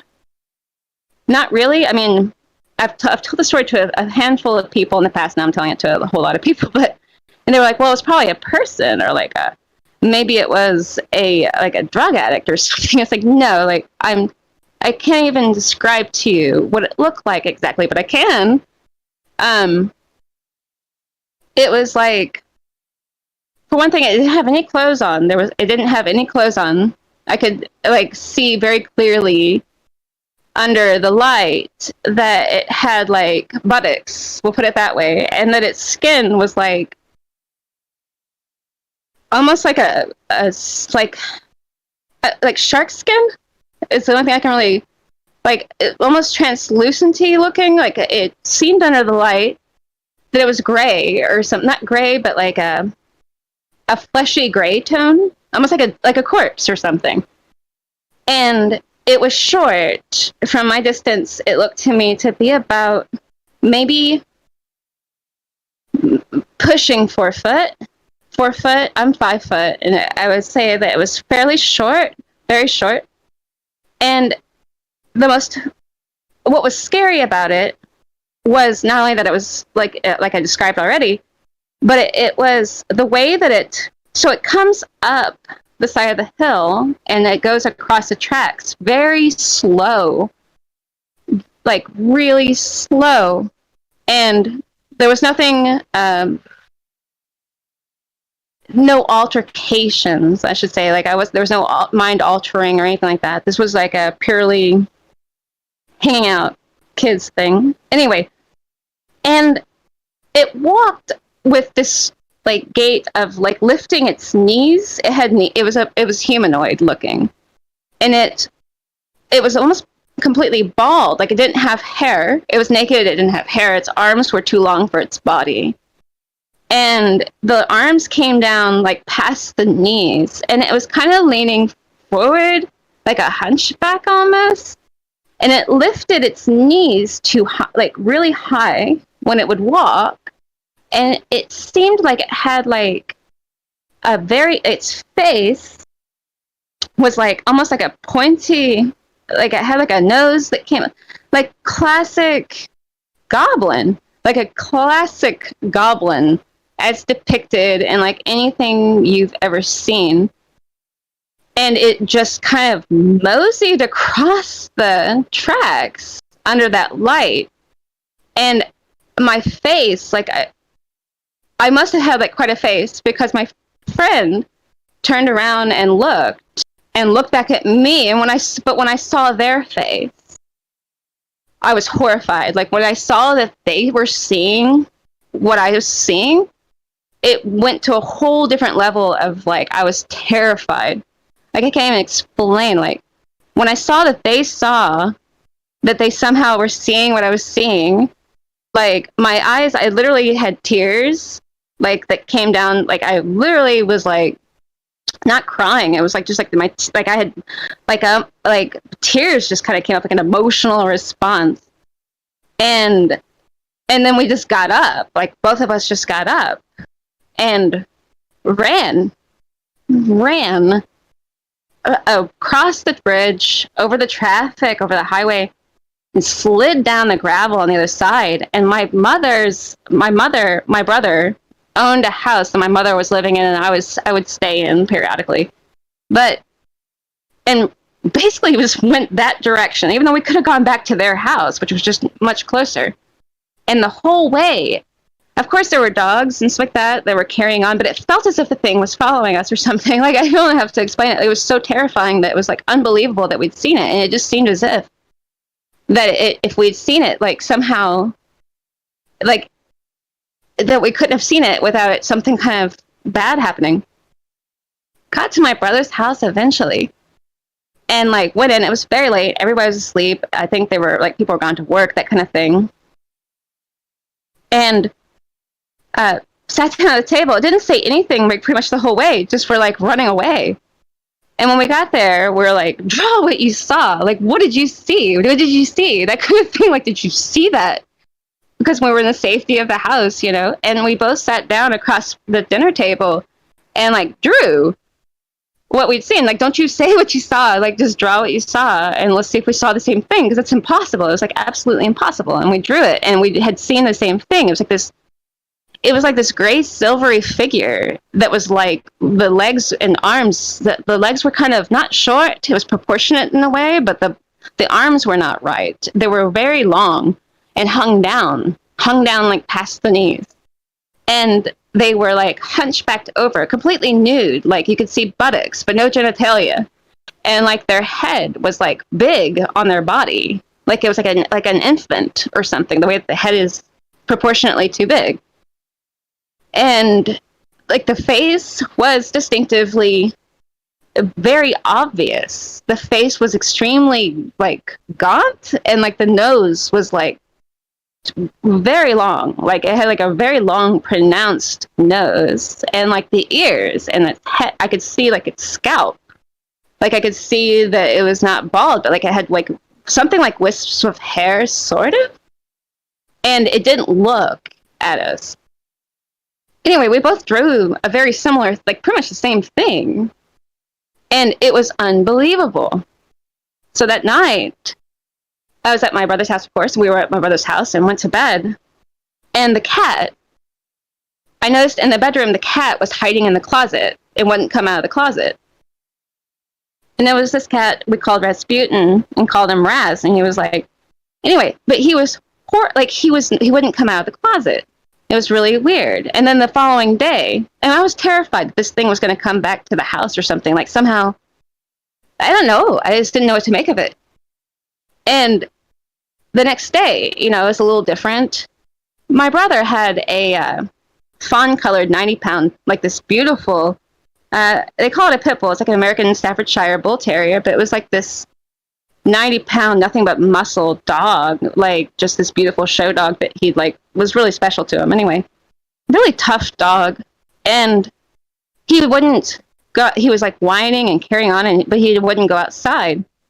And then eventually he did go outside, and he just went to the bathroom like all over the deck, and then he went to barking at this tree. Anyway, the dog was acting incredibly strange and didn't go outside. Like didn't want to go outside for like 3 days, it seemed. And it was just very bizarre. And that was it. After that, we did go back again, and we're like gonna kind of like confront the thing we'd seen. Like we were like seriously gonna, like, that was our spot, and we were gonna go back to our spot and hang out there if we wanted to, even though. But we went back there again, and like it was almost like a trauma or something. Like it was. And there was a feeling like as if it knew, like you're paranoid and scared anyway, I guess. But I have never seen anything like that. Saw it with my own eyes. It was unbelievable. My friend saw it as well. And we very rarely mention it, but if it comes up, that's what happened. And it's just a wild story. It's just an unbelievable story. An encounter of some kind. I don't even know what you would call it, but it was just bizarre. Oops, I muted myself. Come on, Jen. We know what we're calling this goblin mode. Come on now. That's exactly what this is. Yeah. Yeah, it was I could not equate it to anything else except for it was a goblin. That's what it was. I have never seen anything like that in my life. I've never seen a human. There was no way. Unless there isn't. There was like literally no way, that there could be anything living that looked like that. There's no animal, no human that looks like that looked like that thing did. And I don't even know where it was going, because on the other side is just a quick trip. So it went down into those woods, and the woods split were probably like 40 feet of woods on either side. That went the whole way down the tracks and out of town. And I wondered thereafter, like, I wondered, you know, like, if it was a goblin, for example, in the classic story of the idea, was it like feeding on the carrion off of the tracks? Or was it picking up homeless people off the tracks? What was it doing there? You know, and it was the bridge. And I was like, that's classic stuff of what you hear about it. It was naked. It was silvery gray. It was about 4 foot tall. It didn't have hardly any hair. I could see like its ass, you know, and its feet and its arms were like almost to the ground, but not quite. And it was emaciated, but it had like a bit of a belly. And its muscles were like too small to carry it or something. It was just the most bizarre looking thing I have ever seen. And it was like a goblin, and it sounds completely crazy. Like, seriously. You are definitely in the right place to be telling this story. I appreciate it very much for popping in here. Hey, sometimes when the term goblin mode comes up, somebody's got to have a goblin story. So thanks for being you're the one. You're the one, Jennifer. You're the one. Anybody have anything for Jennifer? Well, we got her on here. You taking questions on the goblin story? Anybody? Yeah. Real quick. Hey, Jennifer, what's going on? Hey. I know it wasn't, you're not describing this, but isn't it weird how a part of that description reminds me a lot of a gray alien, like 4 feet, long arms, no hair, no private parts, naked. It's like, what's the relation between a goblin and a gray alien? Like, makes you wonder if there is any, you know? The only thing that was, although I would agree with you, the only thing that was weird that doesn't really work with that was the face. I could see that it had eyes, like, that were not quite like you would describe with a gray alien. Like, it looked more like it was, but mostly the nose and the chin was like the classic caricature, like the caricature of like when people draw like a witch or something, where the nose comes out too far from the face and the chin was pronounced, like a monster or something. Yeah, that's crazy. And that's the only way that I would say that, like, otherwise, yeah, I would agree. But people are seeing, like, goblins or they're seeing aliens. But unlike the stories of the Greys with aliens, the face was very obvious. There's very obvious cheekbones and the head, like, and the ears and everything. Like I say, it's probably about 75 feet away. It wasn't so far that I couldn't, if there was, like, a sign, if there was something to be read, I could have read it. Do you know what I mean? Yeah. But it makes me think that, like, maybe they're just like different races of the same species. Like, I mean, like, I'm looking for, like, is there a connection at all? Like, goblins and aliens might not be the same thing, but maybe they're like sister species, or like maybe on Earth we have goblins, like we have like ultra-terrestrial fae type things, and then on other planets they have their version of it, but they're little gray things and their faces are kind of different. They're like, there's some type of, like, that's what naturally buds on planets, these little gray hominid beings, and ours look like goblins, and on other planets look like they have bigger eyes and stuff. I gotta go, but great stuff. Great story. Great show, Mike. Thank you. Appreciate it. It could be something like that, Derek. Like, it makes me wonder, because the reason I brought up the man at the gas station was because that was the only person who was there. And it was just so strange the way that he acted. I can't really go into how he acted in the store. It was just almost inappropriate, kind of. Like, he was just kind of weird. And I figured he was just like some, like, homeless man or something. Kind of like a young-ish homeless man. But it was really weird because he bought all that beef jerky. Like, I don't know. It was just very strange. And then the way that it seemed like he just kind of, like, he had to have run. Like, he had to have, once he got up there, he had to have run away, because we would have seen him. And the way that the view was. And it was almost like, and I just wondered if, like, did he shapeshift into a person, go buy a bunch of beef jerky, and then, like, it was like a goblin shapeshifting human thing? That's I have what no I was idea. wondering. Sorry. Yeah, I have no idea. But it literally is something you just don't want to tell anyone. But I'm telling you guys. Like, it's literally a story. You just don't want to tell anybody. Appreciate the story. Yeah, I don't know. But goblin. Like, it was definitely a goblin. I 100% believe you. 100%. Well, thank you. I think you actually missed your calling. You should have been a cryptozoologist and added to the book of creatures your story, your description, and the whole thing. Seriously, you missed your calling. There was also one thing I was, like the second time when we went up there to like make a stand, because we're still going to go up to this bridge. This is our bridge. Because nothing like that had ever happened before. There was like this anticipation type of feeling, and it felt like being watched. There was a feeling like that. And there was like, whenever we were there was like this, it kind of built to a pitch. Like there was a feeling of like, there's a feeling, like of course obviously there was a feeling of like anticipation that what if you see it again? Let's see if we see it again, that kind of thing. That kind of thing. But what did happen was there was this screeching sound. And I didn't want to really bring it up because I didn't see it the second time, but I just heard the noise. And there was like this screeching, and it came from over the bridge on the other side. And it seemed like it was somehow like bouncing between like the trees or something. And I would say that, it was like a panther or something. Like it was like a woman screaming, but like it was like a screeching. So it wasn't like a woman. It was like more like I don't know how to even describe it, but and that happened as well. And that happened pretty much after that. And we literally never went there again. And when I had gone to that quick trip, I would look at the woods back there behind the quick trip and just feel like it was living back there. Like it was living behind the quick trip. Like it sounds completely crazy, but it was like literally like living back there or traveling those train tracks or some kind of nonsense crazy. Like, I don't know.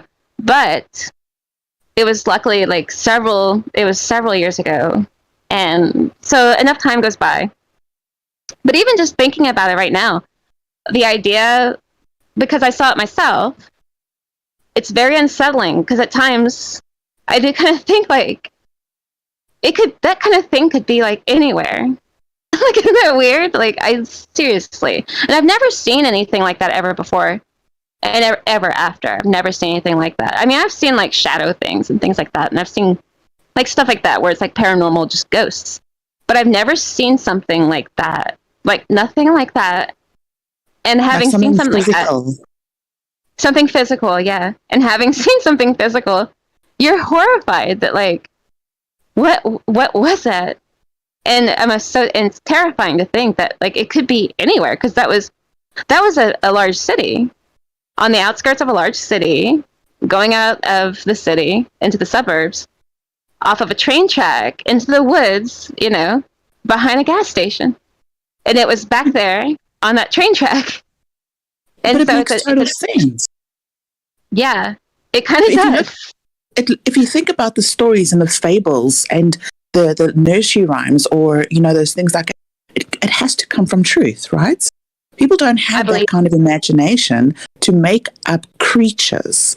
I mean, you can do now, but you have to kind of go off something. You can't imagine this. And there's so many stories. No, I didn't. Yeah, I did not imagine it because I wasn't the only one. Like the fact that actually, I wish that I had. But when at first when I saw it, I couldn't believe what I was seeing. Like it was something as silly as if like a chimpanzee had like appeared in the middle of the Midwest in a city, like across like it was so absurd. But then when my friend was like looked at my face and like their face too, like I didn't look at them, but I know that they just looked at me, and then they turned around to look, like they looked over their shoulder, and then they looked back at me, and when I saw their face, it made it so much worse. Like when I saw their face, it made it so much worse because I was just like, oh my God, are you kidding me? Because it was you saw that shit too, right? Yeah, and it was too much. It was like way too much. And I mean, it was unbelievable. And it's like it's one of those stories, people talk about stories like that. It really does make sense, because where do goblins live? They live by a bridge or an ogre or whatever that kind of situation is. In the forest. I know, Yeah. it just sounds, Totally. but it's just absurd, though, you know? It's just crazy, but I've never seen anything like that ever since. You know, everybody rest assured, I don't think it's very common. Like, I don't think that this, I've never seen, but I did worry about it. I did worry about it off and on, that, like, what if it somehow, like with the dog and the way that the cat was acting, I did worry that somehow it was like, because of course I did a bunch of research about it after it happened. And I was looking for any kind of cryptids in that area, or anybody who had reported seeing anything like that, or anything like that. And I didn't find anything, but when I was looking at folklore about these types of creatures, they don't want to be seen. And I've heard that if you see them, and they know that they won't look at us, and it didn't look at us. It was just like walked across. Shh, my dog's whining. This is great for ambiencing. but like, anyway, though, like, so it didn't look at us, but I've heard that if they know that you've seen them, like, they don't, like, there's like this whole dark thing about that. So I was really paranoid about that. That I was not paranoid, but I was like, oh no, you know, like, so, you know, but nothing happened. Everything, that was it. You know, it was just a weird sight. It was like a sighting, you know. It was just some kind of creature, and it was not a person. And people always, like, when I've told it like a handful of times, you know, like, you're sitting around a table and you're like, oh, I got a story like that. You know, I got a weird story, and you tell it, and then they're like, now maybe it was just like a drug addict or something, and they were emaciated. I was like, no, like, they were deformed. Like, they would have the old dude taking off all of his clothes, chasing after the nice young girls in the gas station with his pile of beef jerky. Yeah, and it was just totally not what it was. It was like, it was absurd. Like, it was the kind of thing that's just, it was unbelievable, and I understand that, and that's totally fine. And that's why I never intend to tell it to anybody, like, else. Just all. That's the point. That's the point that I want to get at, though. Is the thing is, those people have those experiences. They have those supernatural experiences and stuff like that, and you don't want to tell that story to people unless you feel comfortable about it. I mean, obviously, I mean, we're a pretty this is all anonymous here. I mean, you know, you feel comfortable telling us that story. That's really cool. You know, I've told James stories. I've told Mike stories. The thing is, though, have we gotten to a point where we're conditioned that if something really weird happens to you, you just don't talk about it? Yeah. Like, my brother, when I was like, after it happened, I told my mom about it. I was like, Mom, you know, I told my mom. And she was like, totally just like, that's the most, you know, like, you're not allowed to go out anymore or anything. Like, it was like the most ridiculous thing ever. Like, she didn't even Stop doing drugs, Jennifer.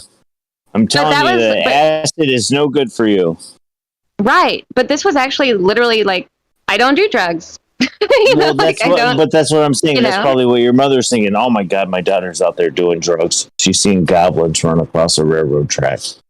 Right. So she was just like, she took it to you know, I mean, she did not believe me, but she was just like, oh, you're not, you know, don't go over there.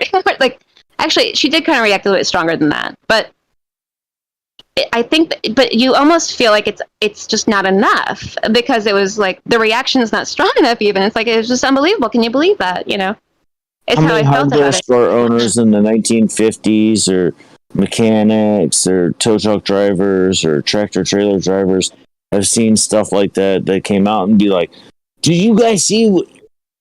I know you guys saw that." And everybody's like, "No," because you expect to be believed, but you're saying something absurd, but you kind of expect that you're going to be believed, because why, you know, I have the literally... devils are the details of your story, Jennifer. Yeah, I just had to sit here and I was like, go back to memory of what happened and just tell them the story. And I just did. But when I told my brother about it, he had a funny reaction and he said, what did you do? Like, whenever his dog was acting all weird, he acted like I had done something or something that had made it happen. Like, it was really weird, except when I brought up the story about the thing. And it was just like this weird, I didn't do anything. Like, it was just there. It walked across the tracks. It didn't look at us or nothing, and we ran away. It was like, it's that simple. But the way that just the fact that it was an impossible creature. Like, it was nothing, it was not a person, not a child, not like an emaciated homeless person. That was not what this was. It was not what it looked like. And this was like, and it wasn't even exaggerated. Like, you don't even have to. It was just so insane looking and ridiculous. Actually, I got myself all wound up, Like, even just telling it, I'm just like, at first I was like, no, I'm not going to tell the goblin story, I'm not going to tell that. Like, whatever, I was like, but it was a creature. That's the problem is nobody will ever tell that story. Unless they've seen the guy that was driving down the highway and saw the thing land out there and pick up a couple of cows. I didn't see that. Right. I didn't do it. I'm not telling that story because people are thinking I'm nuts, or I got a 10-foot hat on that weighs 30 pounds. Yeah. And I'll probably never see anything like that again. And that's good. Because it was too much almost. Like, it literally, it was rattling. And even, it kind of shatters your whole reality to see something like that. I have a few points, if I can jump in quickly. Well, firstly, I think, Jen, to have that sighting and to be able to have that experience, yes, it might have been so unsettling then, but over time, you get relaxed about it, right? But if you look at it from my perspective as an outsider, I would say that is a 1 in a million sighting, and the veil was lifted for you, or something happened, then you were able to see a creature of folklore. What an amazing experience. It did worry me, though, that, I had even seen it, Like, it did worry me. Because if you do read about the folklore of it, you're not supposed to be able to see them at all. Like, in the folklore, which is all just kind of fun, and I've always just been a very big fan of, since then, actually. Before that, I actually had very little interest. Most teenage American girls aren't actually reading about folktales. They're, reading, R.L. Stein or something. Or, Goosebumps or something. Teen magazine. Yeah, which is myself included, So I wasn't really into it at that point. But after that, it was that's all it was, and that's why I care so much. Not care about it, but that's why I do kind of delve much more into it, because I do wonder, if I saw something so absurd, there might be something to all this. Even though it sounds completely ridiculous, I always try to understand that, these weren't children telling these stories. These were adults all over the world that were retelling these stories and recounting them. And even though it's been kind of deduced down to it's just some kind of fable or something to keep children from going out into the dark, or to keep them from going into places they shouldn't go, or up onto railroad tracks, for example, or things like that. But I wasn't a child. I was a young adult, I saw it. And it is, but it does kind of, but I do believe much more that there might be a lot more to a lot of the other accounts people have. And before that, I think I can't give the same kind of credit to those stories unless I had such an experience myself. But it's not something that I would ever tell somebody unless they were telling, I'm telling you guys because this is so anonymous and, But this is what I'm saying, Jen. For me, I hold your opinion in high regard. So what you say that happened, for me, it happened 100%. Now, because of your story, it validates to me on another level that this shit is actually real. And that some of it might be. Yeah. But the things that I have seen, there's something to it. There is a bandwidth of vibration we cannot see. And if it's revealed to you, it just makes total sense. And I'm so excited about this. I'm sorry you had to go through that experience to make me excited, but yeah, I'm excited. And then also, I just want to say, like, the homeless guy who you got that weird, creepy feeling from, what makes sense to me is that you recognize the vibration that the homeless guy had to the goblin. Yes, he mysteriously disappeared, but you wouldn't have put the two points together or correlate the two individuals if the vibration was not the same. It was it was a ridiculous amount of beef jerky. Like an absurd. To make light of it. I'm serious though. Like, it was absurd. Like, he literally grabbed up all the Slim Jims. It was ridiculous. But which is nothing at all. And it might have just been that was kind of a foretelling of the oddity that would happen. Or, I don't know, because I do wonder if it was strange. I've never seen anybody do that. But I mean, at the same time, it may have just stood out to me because after the fact, this other weird thing happened. And so I tied back that, that wasn't the only weird thing that happened. That guy bought way too much beef jerky. You know what I mean? Like, that might have been some kind of and I was trying to, you try to be like, but then that doesn't make any sense either. Did he shapeshift into a goblin or something? But see, that's too far. That's too far in my mind. But on a lot of folklore, that is the case. I don't know. But too far. You saw a goblin. The next logical thing is him shapeshift or disappear. I think actually the interesting part about this is the first time Jennifer told this story to me, when I heard it the first time, we were actually talking about shapeshifters. We were talking about, if my memory serves, we were talking about Billy Corgan of the Smashing Pumpkins, and he's telling the story about he's having sexual relations with one person. He turns his back, back around, and that person and reptilian. Now it's a different person. Actually, it's not. Yeah, it wasn't a reptilian. It was actually just a different person now. And yeah. And we were talking about that then, and then Jen called in and told us a story about the goblin there. Yeah, crazy stuff. In those terms of maybe that was a shapeshifter type situation. Yeah, crazy. So I love the story. I'm trying to get out here an hour ago. Let's go, guys. Let's get the hell out of here. My back is killing me. I'm so sorry. No, it's good. It's cool. It's cool. Let's get the hell out. You're the best, Jen. I appreciate you sharing the story. Thanks for taking questions on that. James, anything on that for Jen or anybody else? And then we'll go back to Jane, New York, and to the JTRO. Appreciate it, guys. Yeah, I did have just one quick question, Jen, if you're still there. Did you see the guy pay for the beef jerky?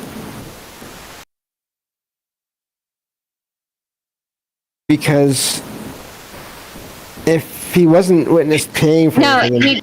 he did. Okay. Yeah. Of course, yeah, he had to pay for the beef jerky. He did pay for the beef jerky. I was just thinking, but yeah, okay. But no, that is an amazing sighting. Lots of possibilities there. It's possible that he did shapeshift. It's possible that something got to him, and that's why he disappeared. Maybe whatever the thing was.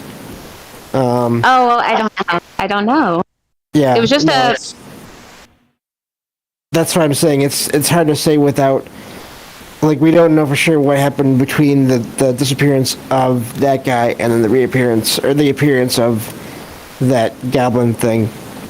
There was probably, I will say that from the moment of getting up to the top of the tracks and sitting down and just kind of hanging out, we were probably sitting there visiting for probably 20 minutes.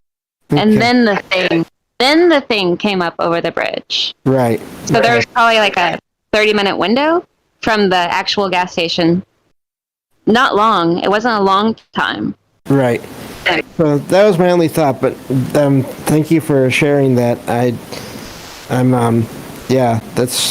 is an amazing experience. I'm glad that everything worked out. But no, this has been great show. All these topics, it is always strange how so many of these different topics, they seem so different and unconnected, and then, as we keep on going, connections are formed. Yeah, for sure. I appreciate Appreciate the story, Jennifer, and James for being here. Troubled Minds, the only show where you can start with O.J. Simpson and end with portals and goblins. Don't forget Cthulhu. Cthulhu. Bring us some Cthulhu, Jay. Jay, what you got for us? Your final thoughts here, and then let's do a J-Tro if you got it. Good guy. The mental yoga is unbelievable in this show. That's really all I have to say is that you can really let your mind wander and think about 100,000 things at once, and that might be Apocalypse's idea on time travel. That's the key. Is you got to be able to keep an open mind and listen sometimes to all the other things that are going on in everybody else's mind, to let yours be a bit less troubled, I suppose.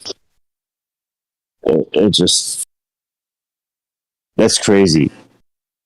Crazy story, Jennifer. Crazy good. I don't want to expand on it too much because I know you're trying to GTO whatever.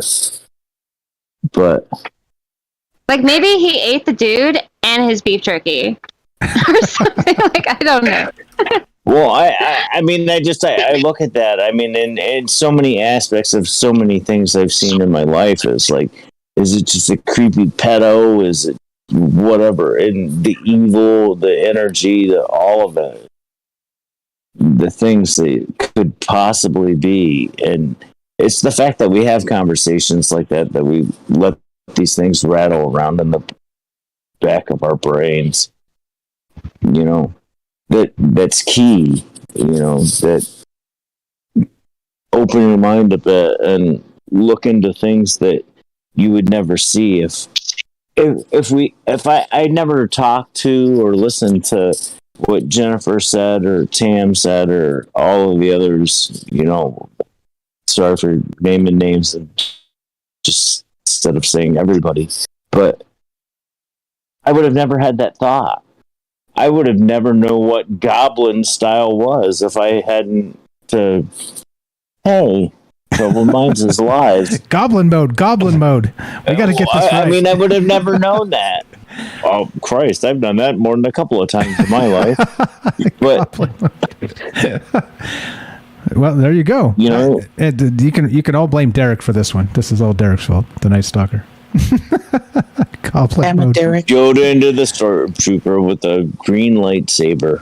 Exactly right. Through the heart. Exactly right. Jay, my friend, you got a J-Tro for us? I do, indeed. Okay, here's what we're gonna do.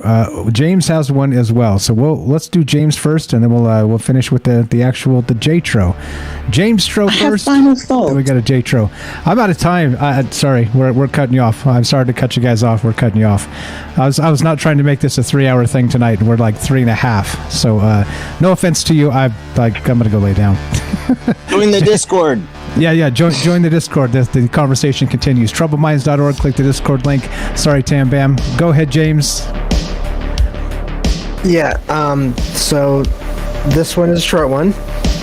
It's and it goes: a myth doesn't have to be real to be true, and that's from Joseph Campbell. Joseph Campbell, good shit. And Jay, go right ahead. This is the beginning of a new day. You've been given this day to use as you will.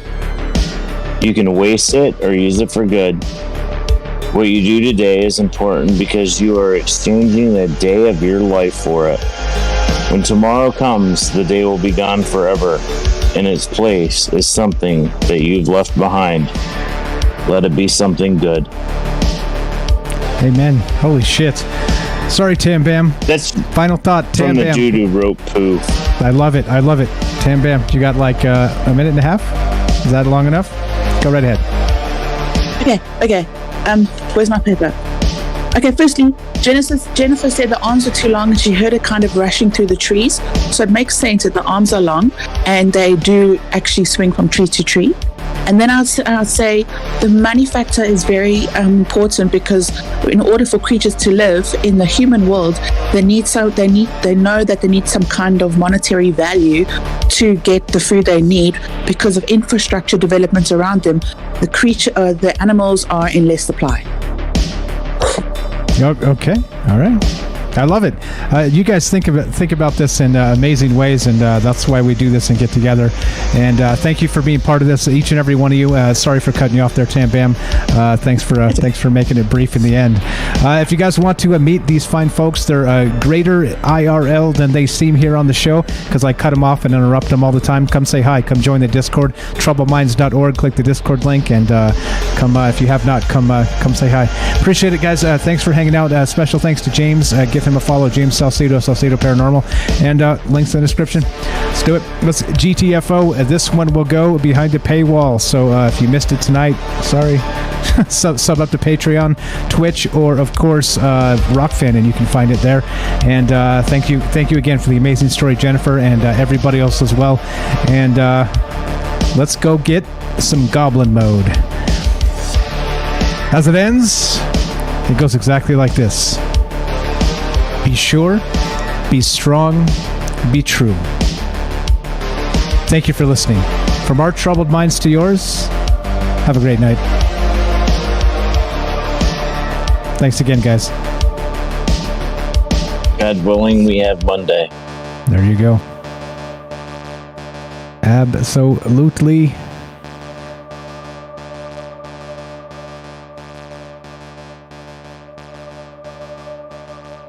All right, 3, 2,